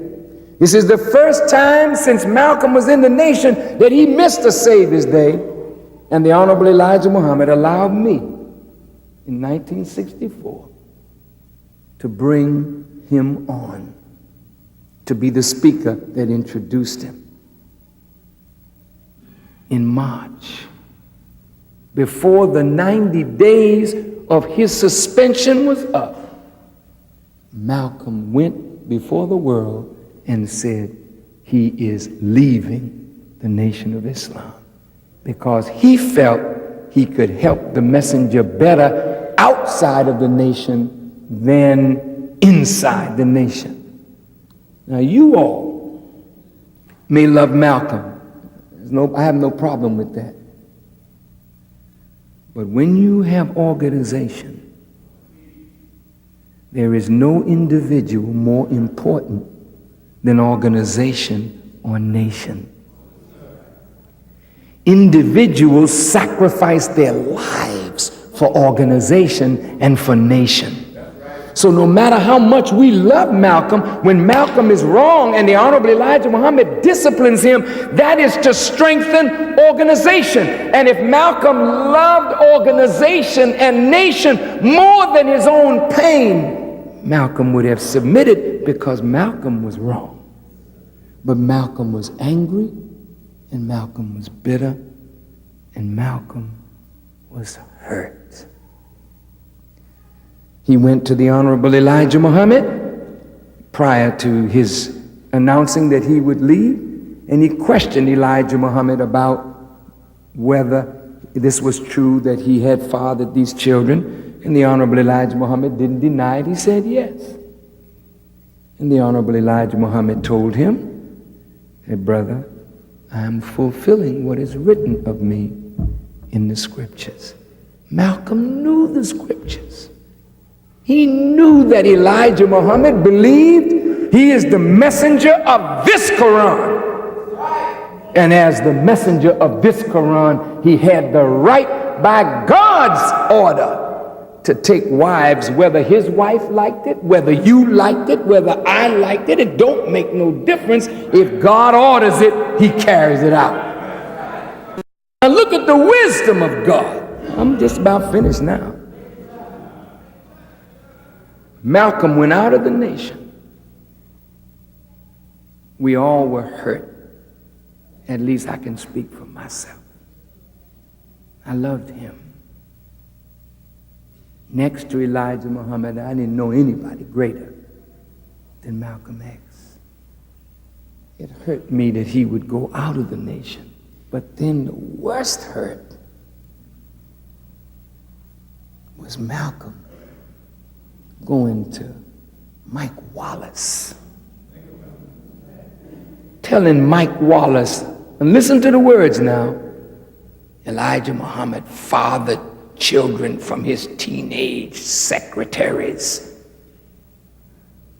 So Malcolm raised it to a moral issue. Listen to me carefully. Putting himself in the righteous position, putting his teacher in an immoral position, but then he's going to the white man to tell the white man what his leader and teacher had done. He did it with Mike Wallace. You can't deny this. This is actual fact. He came here to Chicago and went to Cups and Net. When has Cups and Net been a friend of black people?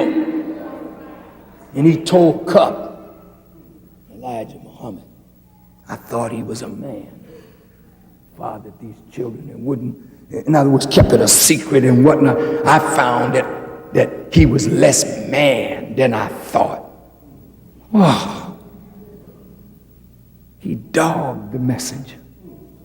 The man that took him from a pimp, from a hustler, from a stick-up man, and sent him before the world.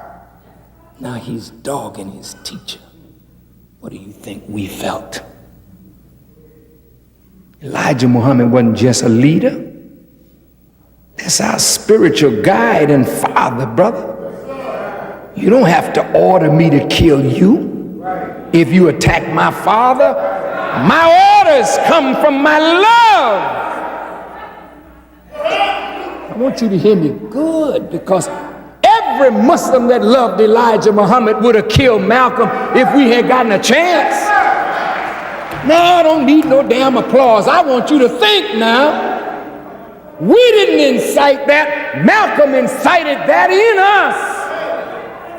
He would have been dead. He would never have lasted a year. Elijah Muhammad told us, leave him alone. Leave him alone. Told me to my face, leave him alone. And I'm an obedient servant.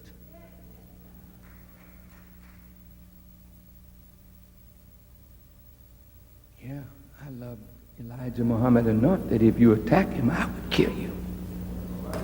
Yesterday, today, and tomorrow. And I'm not a killer, but neither are you. But if somebody attack what you love,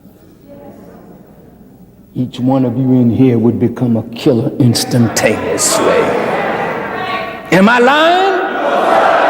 Mother, let somebody look like they're attacking your child. Here's a woman who fought a bear because the bear snatched her baby. And she ran the bear down, screaming until the bear dropped her baby. Love casts out fear. We don't give a damn about no white man law when you attack what we love.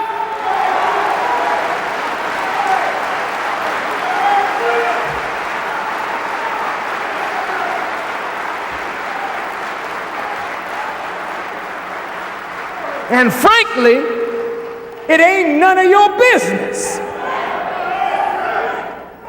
What have you got to say about it? Did you teach Malcolm? Did you make Malcolm? Did you clean up Malcolm? Did you put Malcolm out before the world? Was Malcolm your traitor or was he ours? And if we dealt with him like a nation deals with a traitor, what the hell business is it of yours?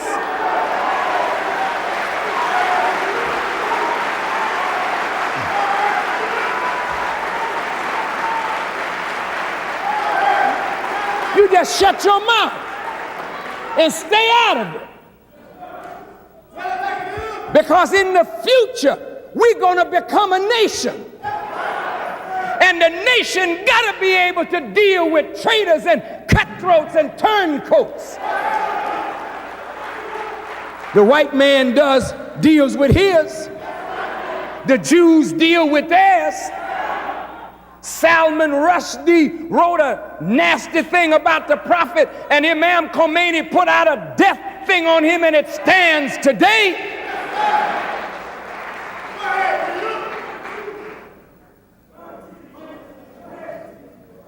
There's certain paths you don't cross. Like I said last week, in every prophet's community, there were zealots. I'm telling you, Elijah Muhammad told us, leave that man alone. I believe Elijah Muhammad said he'll come back repentant. Leave him alone.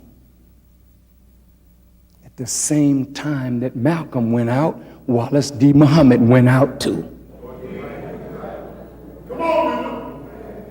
And wrote in the Daily News, Chicago Daily News, and Sepia magazine, such ugly things about his father. And if it were not for the mercy of that father, that son would be dead, killed by one of his own brothers. But Elijah Muhammad said, leave him alone. Malcolm was his son.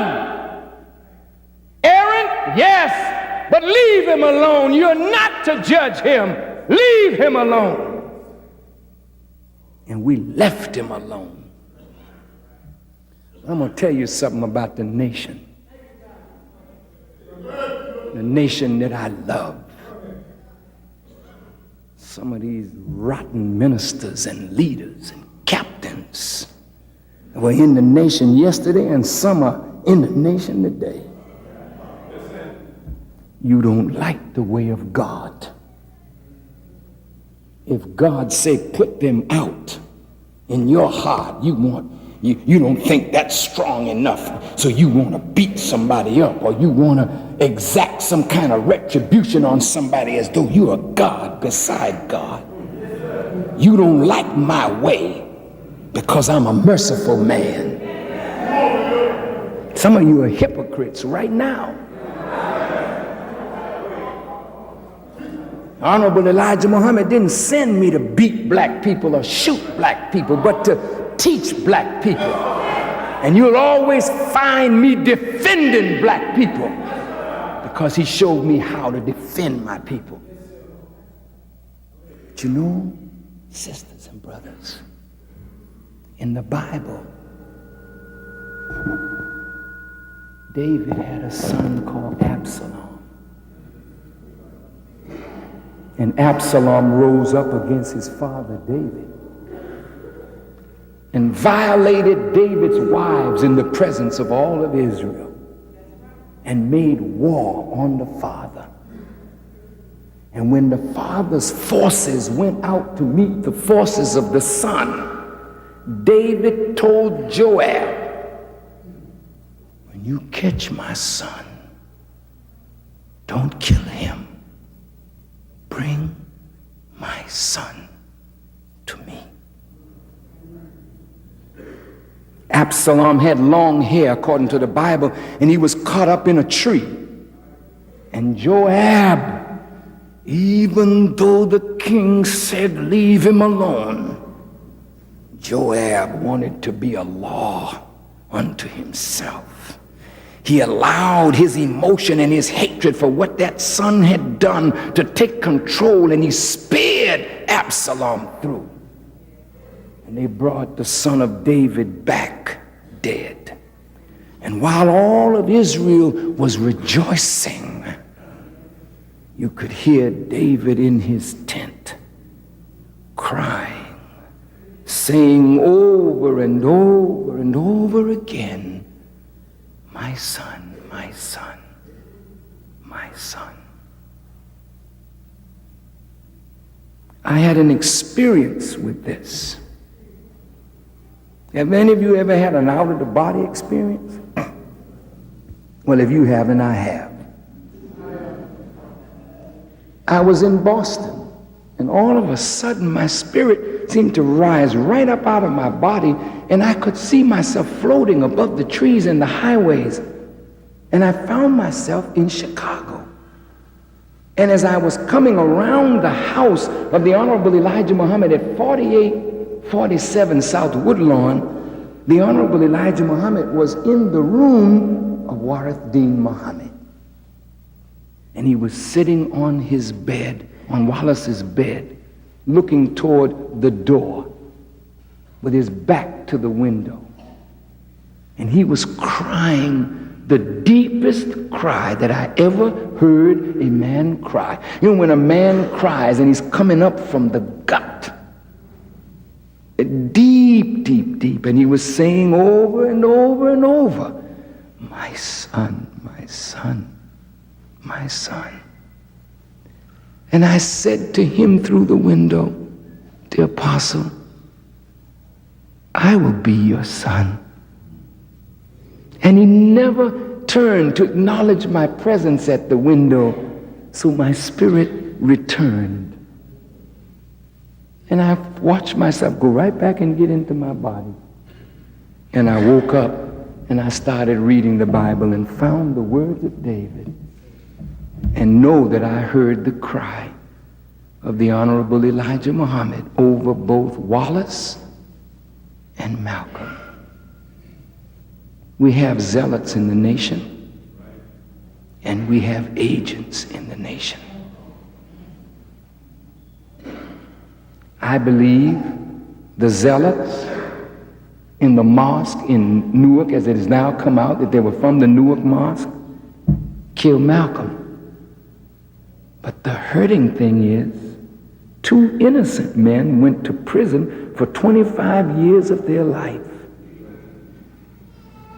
And they were sentenced to a prison term that they didn't deserve by the mouth of Betty Shabazz. Betty was so hurt the death of her husband. Being in the marsh, she knew Thomas Johnson and Norman Butler, and she placed them at the scene of the crime when they were not there. And this same Betty, so vindictive and hurt, I can understand the hurt, got on LIB in New York and said that I, as well as some of Malcolm's brothers, were a part of an assassination committee to destroy her husband. Hypocrisy is a hell of a thing. So in my conclusion, the FBI knew that Malcolm was going to die. How did they know? Who informed them? In Spike's movie, when Malcolm was in the hotel, you saw the bug in the lampshade. That's to throw you off the track. They may have bugged the lampshade. But the scripture says, where there are 2 or 3 of you gathered together in my name, there I am also among you. That's the way it is with the FBI. Wherever there are 2 or 3 of you gathered together for whatever your righteous purpose is, that enemy agent is right there among us, playing like he's one of us. So the zealots, like Joab, could not respond to their leader's instruction. Their hatred for Malcolm was greater than their leader's instruction.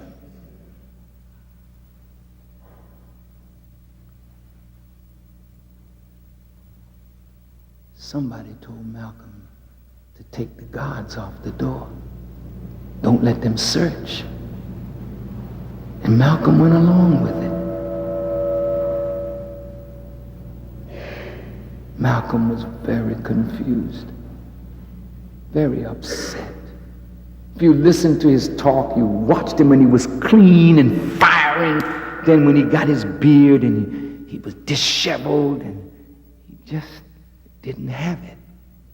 And the same people that he whipped in debate began to beat up on Malcolm. Poor brother. Poor brother. He was writing to the Honorable Elijah Muhammad to get back in the nation when he was assassinated. No uniformed policeman nowhere in the ballroom, but an agent. Gene Roberts was one of his bodyguards.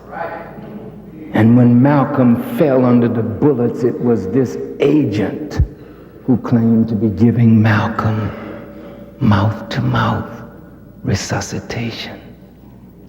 It was an agent in the Panther Party that told the authorities where Fred Hampton would be sleeping. And they drugged our brother. And they shot so many holes in that apartment on the west side, there was no way that Fred Hampton and Mark Clark could have lived, and anybody that got out of there was lucky. It's always been agents and stool pigeons that set us up for the big devil.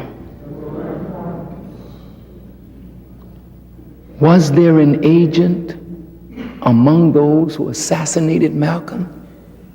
Why were 2 arrested at the ballroom, as I said last week, and only 1 later was mentioned in the paper? 1 was dropped and dropped completely out of sight. When Spike Lee, and I'm going to tell you something about Spike. You may not like Spike. That's my brother. I love him. I think I understand him.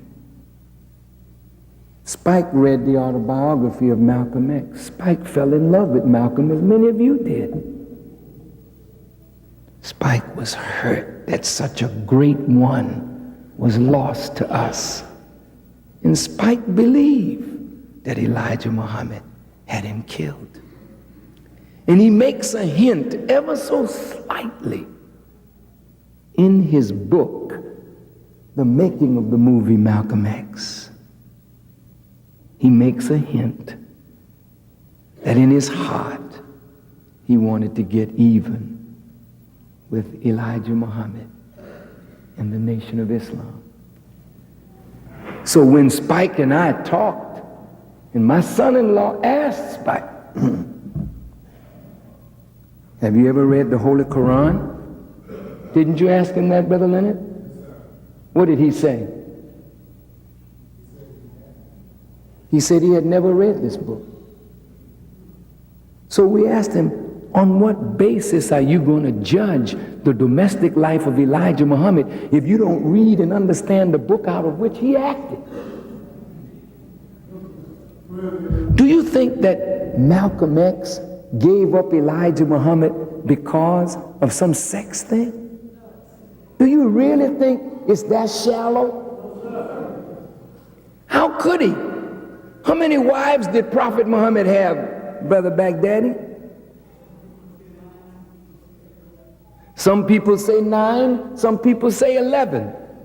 Now, when Malcolm was slandering the Honorable Elijah Muhammad, talking about teenage secretaries, didn't the Prophet take a wife who was a pre-teenager? What was her name? Aisha.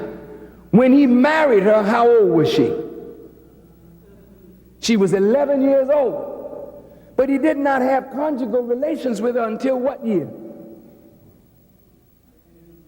They say 14. Well, Malcolm, how you going to leave Elijah, who had wives, some of them young women? And that man took you up out of the mud and cleaned you up. You didn't know nothing about no Prophet Muhammad. Prophet Muhammad didn't come and get you out of jail. It wasn't Umar, it wasn't Ali, it wasn't Abu Bakr, it wasn't Uthman.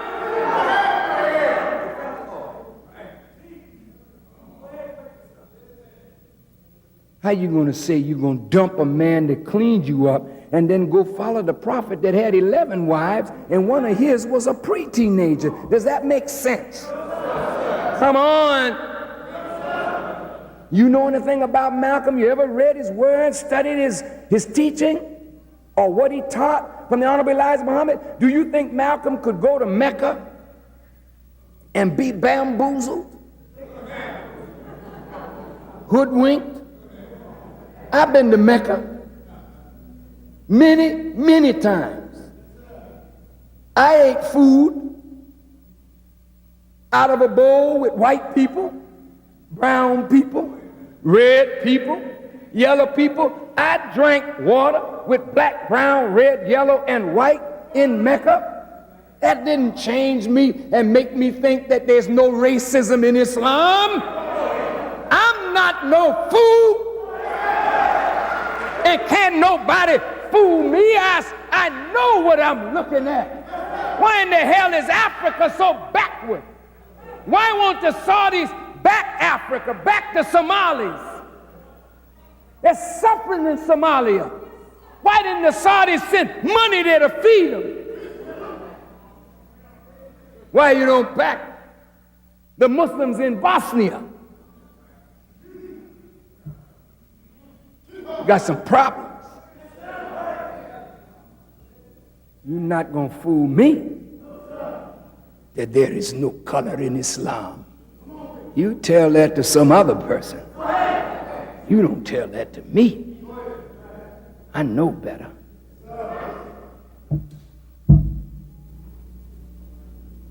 Why are Muslim Arabs in the black community selling pig to my people?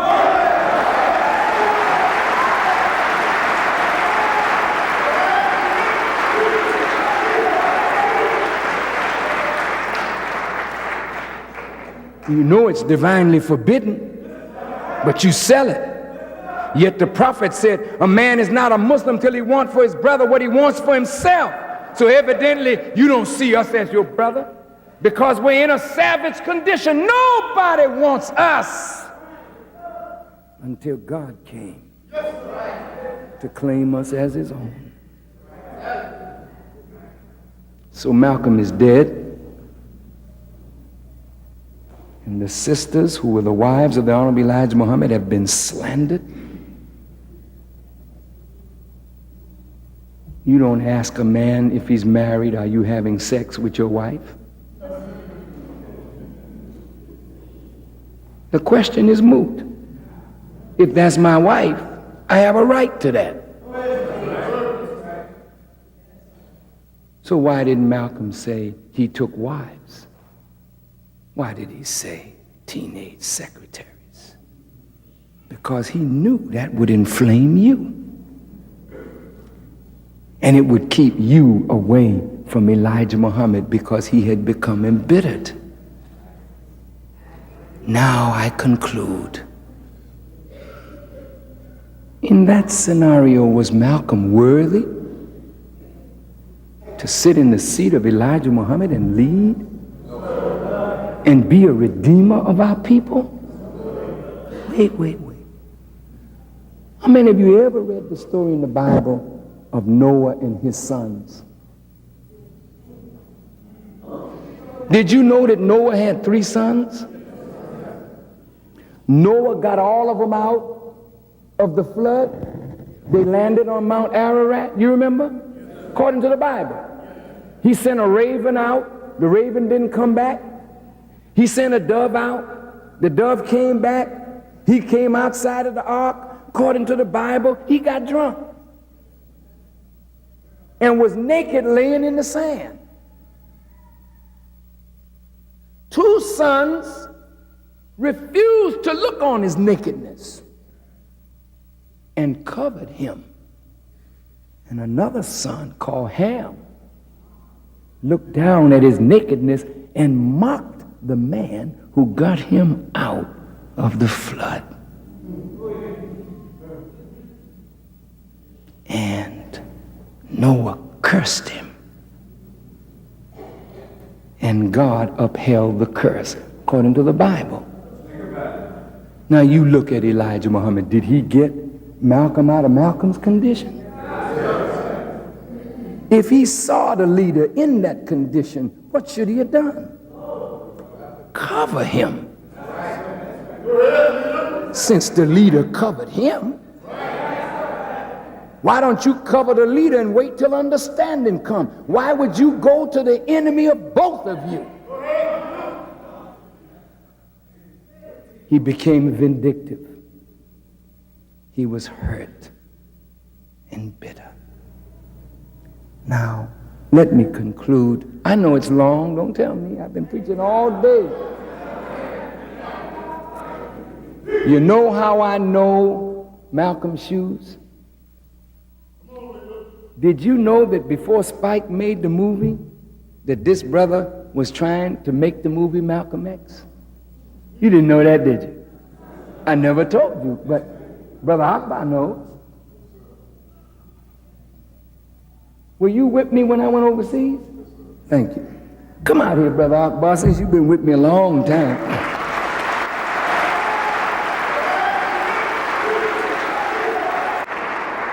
Would you stand over here? My brother and I have been together a long time. When Godfrey Cambridge died, Brock Peters called my wife, and I was on my way to California in an automobile, and I happened to stop in New Mexico, and I called my wife, and she told me to call Brock Peters because Godfrey Cambridge, the comedian, had died, and they wanted me to speak at his funeral. I spoke at Godfrey Cambridge's funeral, and at the funeral was Maya Angelou, James Baldwin, Cicely Tyson, All Hollywood was there. And when it was over, we went back to Brock's house, and I was sitting with Maya Angelou and James Baldwin. And I told James Baldwin, I would like to do a movie on the life of Malcolm. I think it would be the greatest help to bring people from the street to Islam. James Baldwin said, I wrote the first script. He said, I don't know nobody that could do it better than you. He said, I'll send you the script. This was December. I said, you know, Jimmy, I'll be in Egypt in February. And he was living in southern France then.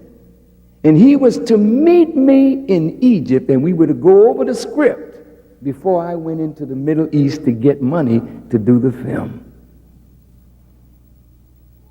As Allah is my witness, he sent me the script. I read it. And when I saw Malcolm in bed with the white woman, I said, oh no. I said, I can't play that part. We got to fix this up.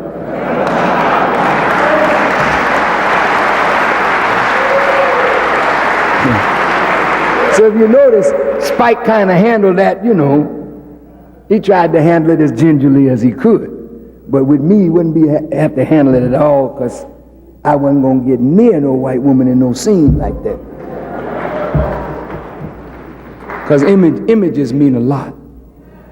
Brother Akbar was with me. We were in Uganda with Idi Amin. Idi Amin called Muammar Gaddafi and told Gaddafi, I got a brother here that you have to meet. And they flew me from Egypt to Uganda, and from Uganda back to Libya on Idi Amin's plane. And we missed Gaddafi, and so he had me meet with his people. And when I told his people what I had in mind about a movie, did they mock me and kind of laugh, and I had to kind of beat them up a little bit? Nothing happening. I went to Mecca and sat with the scholars in Mecca about making a movie about Malcolm X's life. And the scholars looked at me and said, it is against our tradition.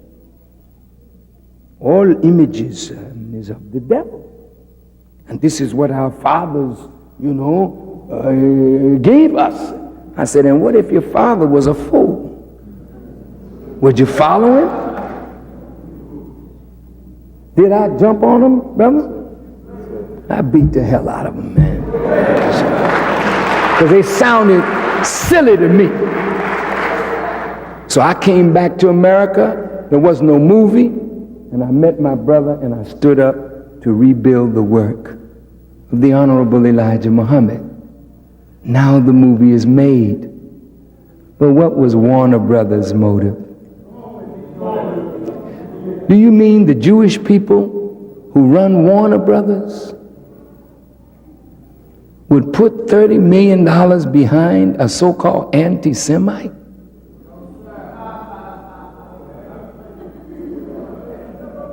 When somebody is dead, you know, it takes a living person to get a dead man up out the grave.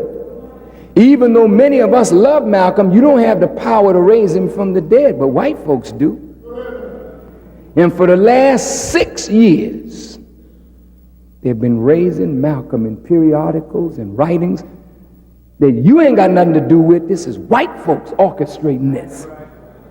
Why? Because 6 years ago or more, Jesse Jackson stood up to become president.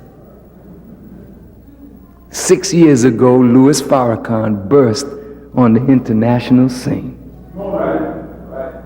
6 years ago, they started battling Louis Farrakhan. And every Negro that they battled, they made him buck dance. But Louis Farrakhan is the only one so far. He ain't bent his knee. He fought back. And God has blessed me to get stronger and stronger and stronger. So the white folks said, we ain't got no living black man to raise up against Louis Farrakhan. They tried it with Jesse, and it didn't work. They couldn't try it with Ben Hooks and others because they have no standing in the black community among the little people. So the only way they could get Farrakhan, they had to raise a dead man with the purpose of using a dead man against a living black man that they have no power over. I want you to listen, brother. This is their motive. They cleaned up Malcolm. They never mentioned that Malcolm was an anti-Semite. Why? They don't give a damn about Malcolm. They wanted to use Malcolm against Elijah Muhammad and bust Elijah Muhammad down as the foundation upon which I stand.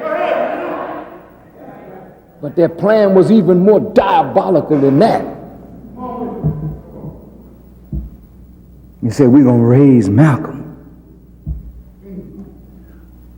And Spike, born to make this film, but trying to get even.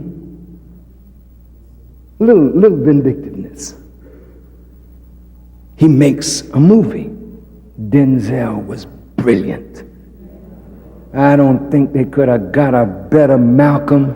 They searched the world over. Denzel did that job. Even the brother that they cast to do Elijah Muhammad, though I don't like his script, he did a good job.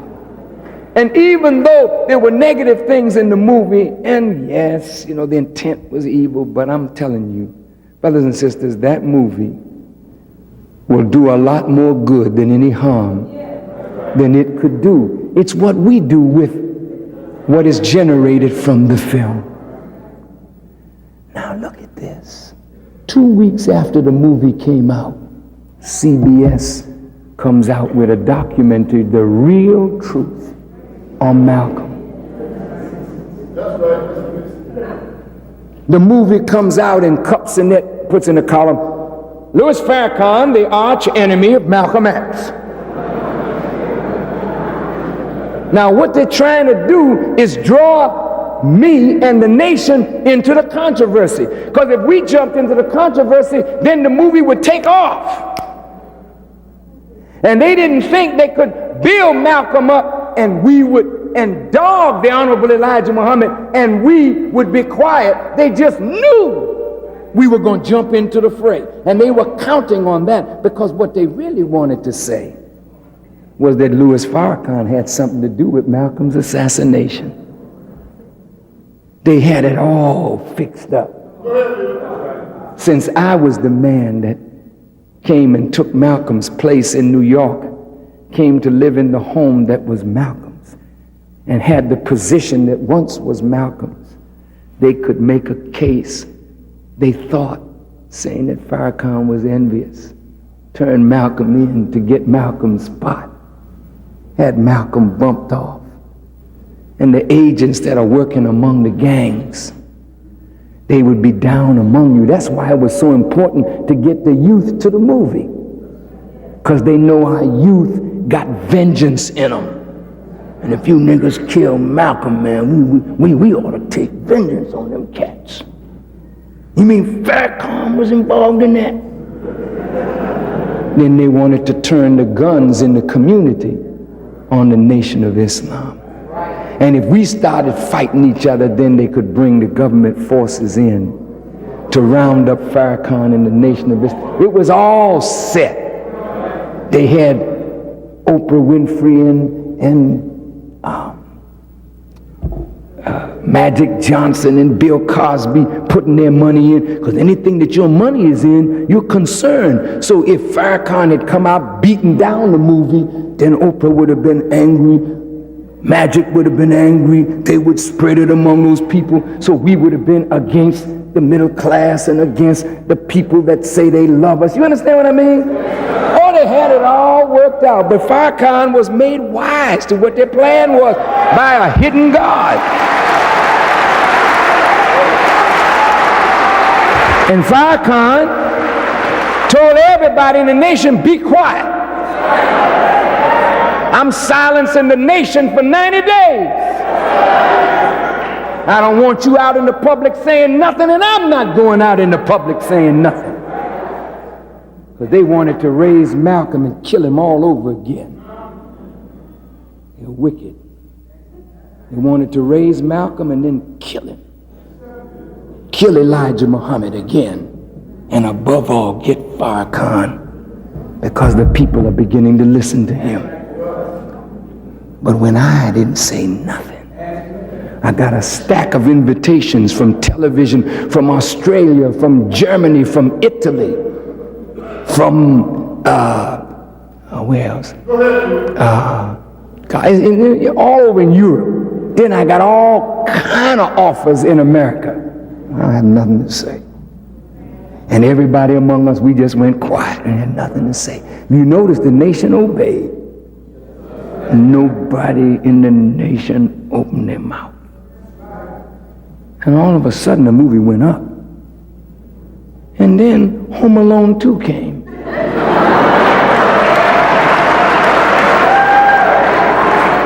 And then Bodyguard came.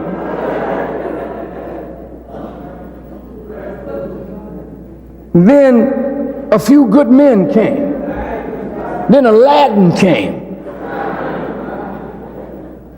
And all of a sudden they couldn't get their money out of the movie anymore. You saw it. And many of you were angry in one sense.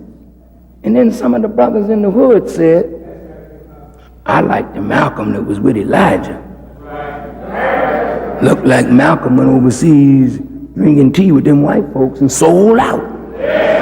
This is what some of the brothers were saying. Then on the other hand, when they were talking about Elijah, he was just a dirty old man. People hollering out in the theaters. Now you got the truth. I know Malcolm's shoes because I walked in them. I became the national spokesman. And dear Brother Ayman, on Blessed Clara Muhammad's deathbed, when she was at Mercy Hospital, she asked me to come, and I visited her. I love her like my own mother. And as the tears fell from her eyes, Brother Emmanuel, she said these words to me. She said, brother, help my husband. He's getting up in age now. Help my husband. He's not going to let you do it, but you help him anyway. She said, it ain't nothing but jealousy. Help my husband. And look at the word. Elijah Muhammad was not jealous of me or Malcolm. You can't be a jealous person or an envious person and have the Spirit of God in you. Elijah Muhammad just tried us. And I'll tell you what happened to me, Brother Ayman. People begin to praise me as the national spokesman. That Malcolm was smart. He told me before we left each other who my enemies would be. He said, my enemies are going to one day be your enemies. And then he said, brother, I wish it was you being an example for me rather than me being an example for you. He knew. I began to think, as people began to praise me and the ministers started talking about me like a dog, and they began to call me names like I was going to be the hypocrite who would lead the nation astray. Imagine a man working for an organization and giving it everything he got, sacrificing his wife and his children and every bit of money that I had. You know, I was 42 years old and never had a bank account. I never owned nothing. Everything was for the nation. And some of these people talking about I was a hypocrite, stealing money and all kind of crap like that. And when I went to Elijah Muhammad ready to blow up one day, he just said these words to me. He said, brother, seek refuge in Allah from the envier when he envies. And he got up and he walked out of the room. And when he came back, he said these powerful words. He said, brother, when you got a piece of wood and you're going to put it in the corner of the building to uphold the weight of the building, you got to put a lot of stress on that board. And if it breaks, then you know that's not the board you were looking for. You throw it away and you get you another one. What was he telling me? I'm about to put you in the corner of the nation to uphold the weight of the nation.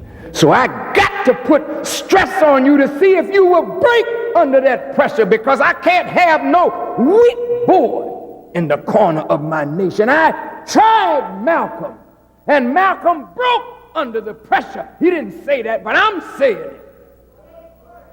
But look at what you have done to me.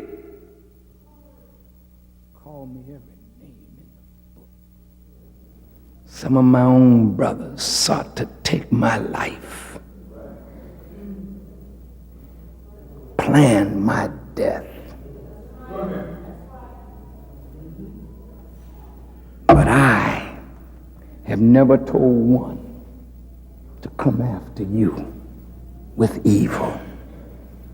A man that you know very well, I won't call his name, robbed the nation when we were poor of $25,000 because we were trying to get back the old home of the Honorable Elijah Muhammad and the mosque.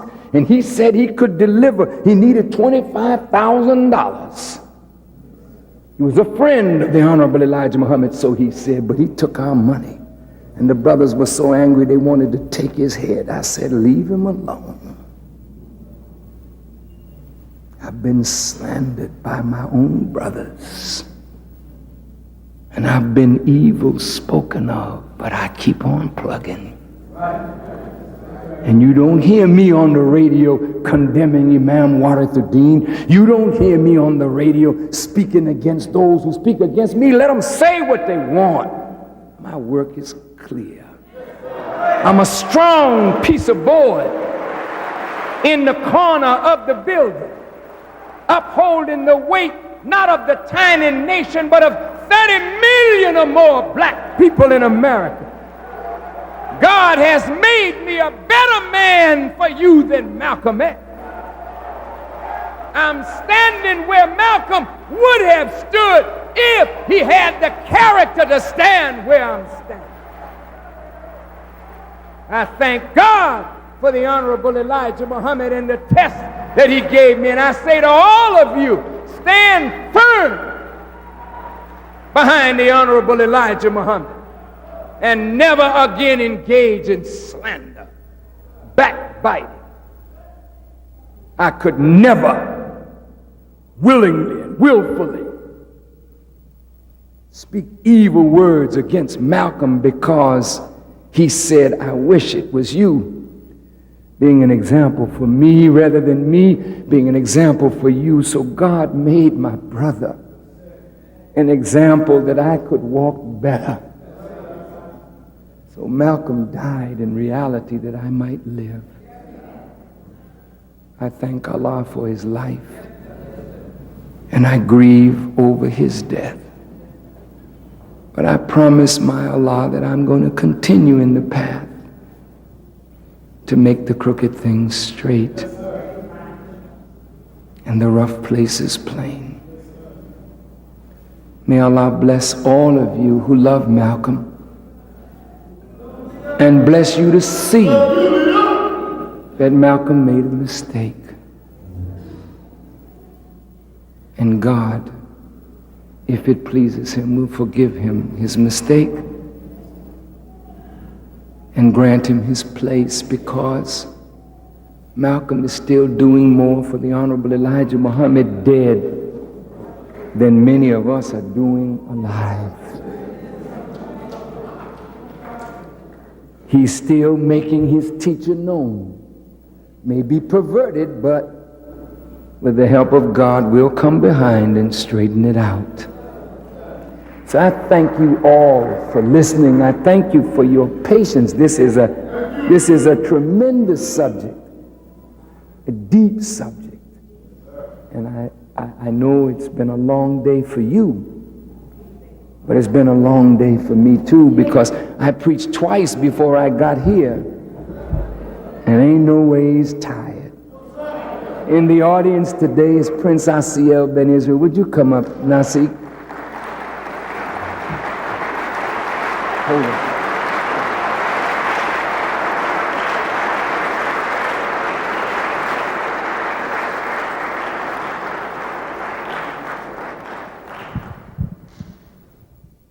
Today in the house, many of the brothers who have struck a truce in the gang-related killings.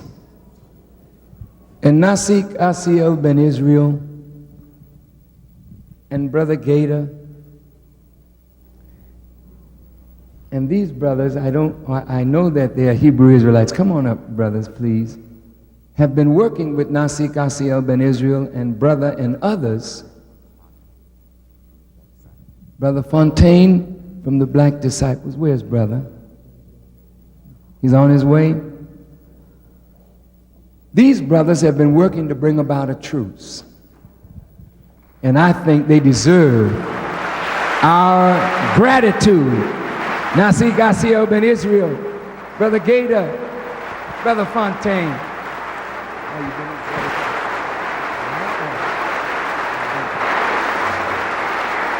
See, what the enemy doesn't understand is that God is raising an army in the streets. And these young men are generals. They're warriors and teachers. And they're tired of killing each other. And they developed a button. And here it is. And on this button they have all the symbols that they wore under. The crescent, the five-pointed star, the six-pointed star of David.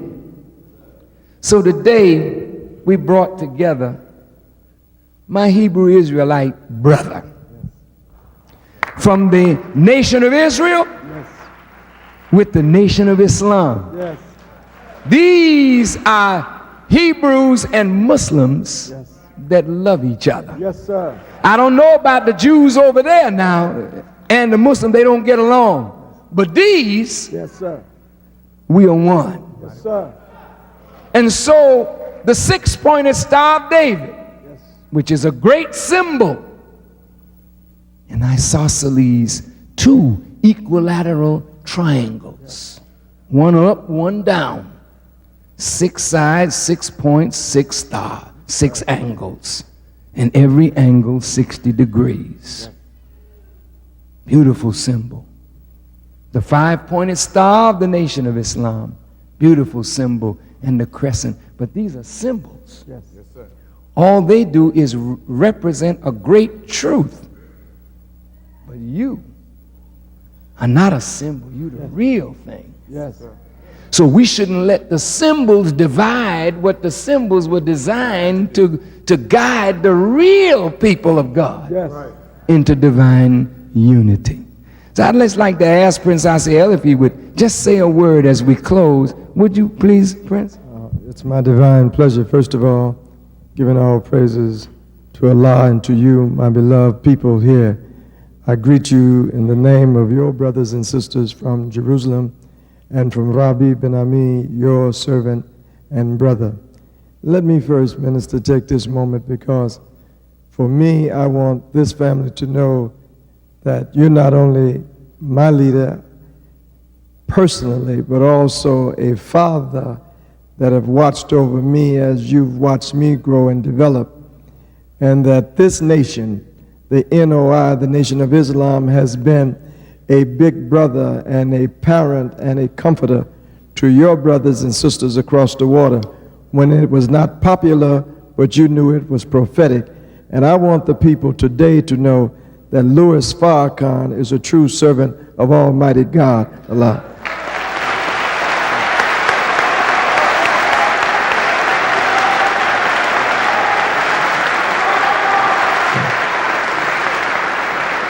Allah Akbar. Allahu Akbar. Allahu Akbar. Let me say on behalf of the nations, Chairman Larry Hoover and Minister Rico and Willie Lord, let me say on behalf of Shorty Freeman, let me say on behalf of Chief Malik, and let me say on behalf of the families that have come together that we have broken the arrow, and that like the prophet Isaiah, we will break our weapons of war into pruning hooks, and we will build that mighty nation that will serve our people.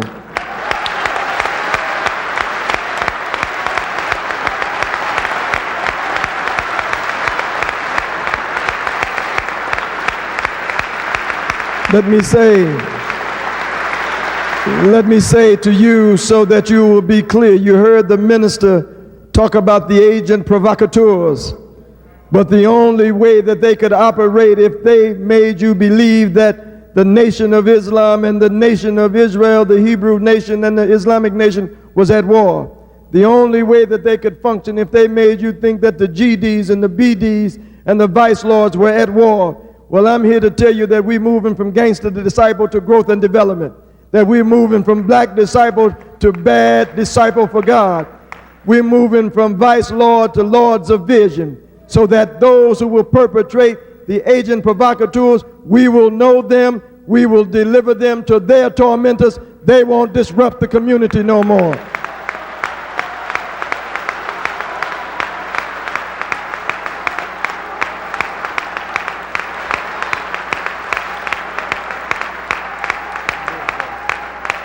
Let me say that this servant of God, I had the humble pleasure of standing with him the first public speaking engagement at Hakeem Abuti's, when there was no official fruit of Islam around him.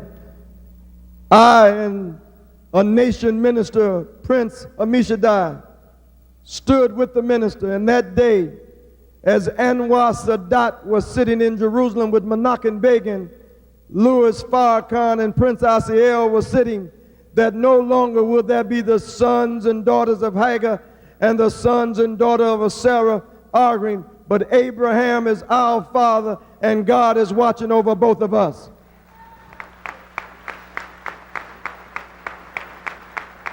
And in closing, let me say to you brothers, and hear me please, the country is trying to fulfill a prophecy that by the year 2000, 70% of all black men will either be in jail, on drugs, unemployed, or dead. I'm saying to you that there is no place to proceed but back to the truth of the living God. We brothers must come back and be servants to truth. We must come back and be dedicated to truth. How will you know what that truth is? The Nation of Islam did not exist after it went down, but a servant of God who had the courage and the faith to believe that his teacher was of God and a Messiah. And I want you to know that I know that the Honorable Elijah was a Messiah for our people. I want it to be clear. I heard those out there call Brother Farrakhan an apostle, so that you don't be confused that he has usurped a title that he is not worthy of. In the true essence of the word apostle, it means one who has been taught by the Messiah himself and carrying out the instructions of his Lord and Savior.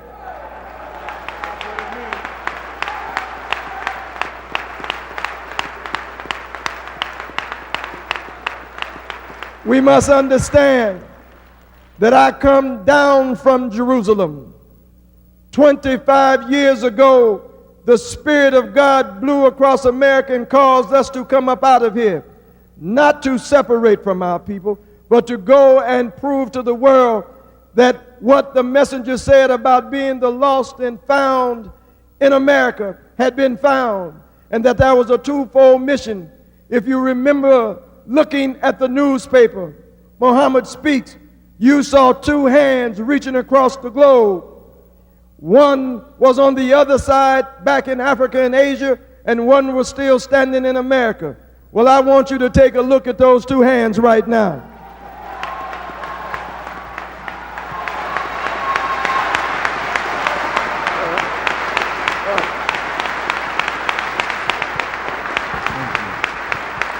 Thank you. Nasik, Asiel Ben Israel. Let's hear it again. Allahu Akbar.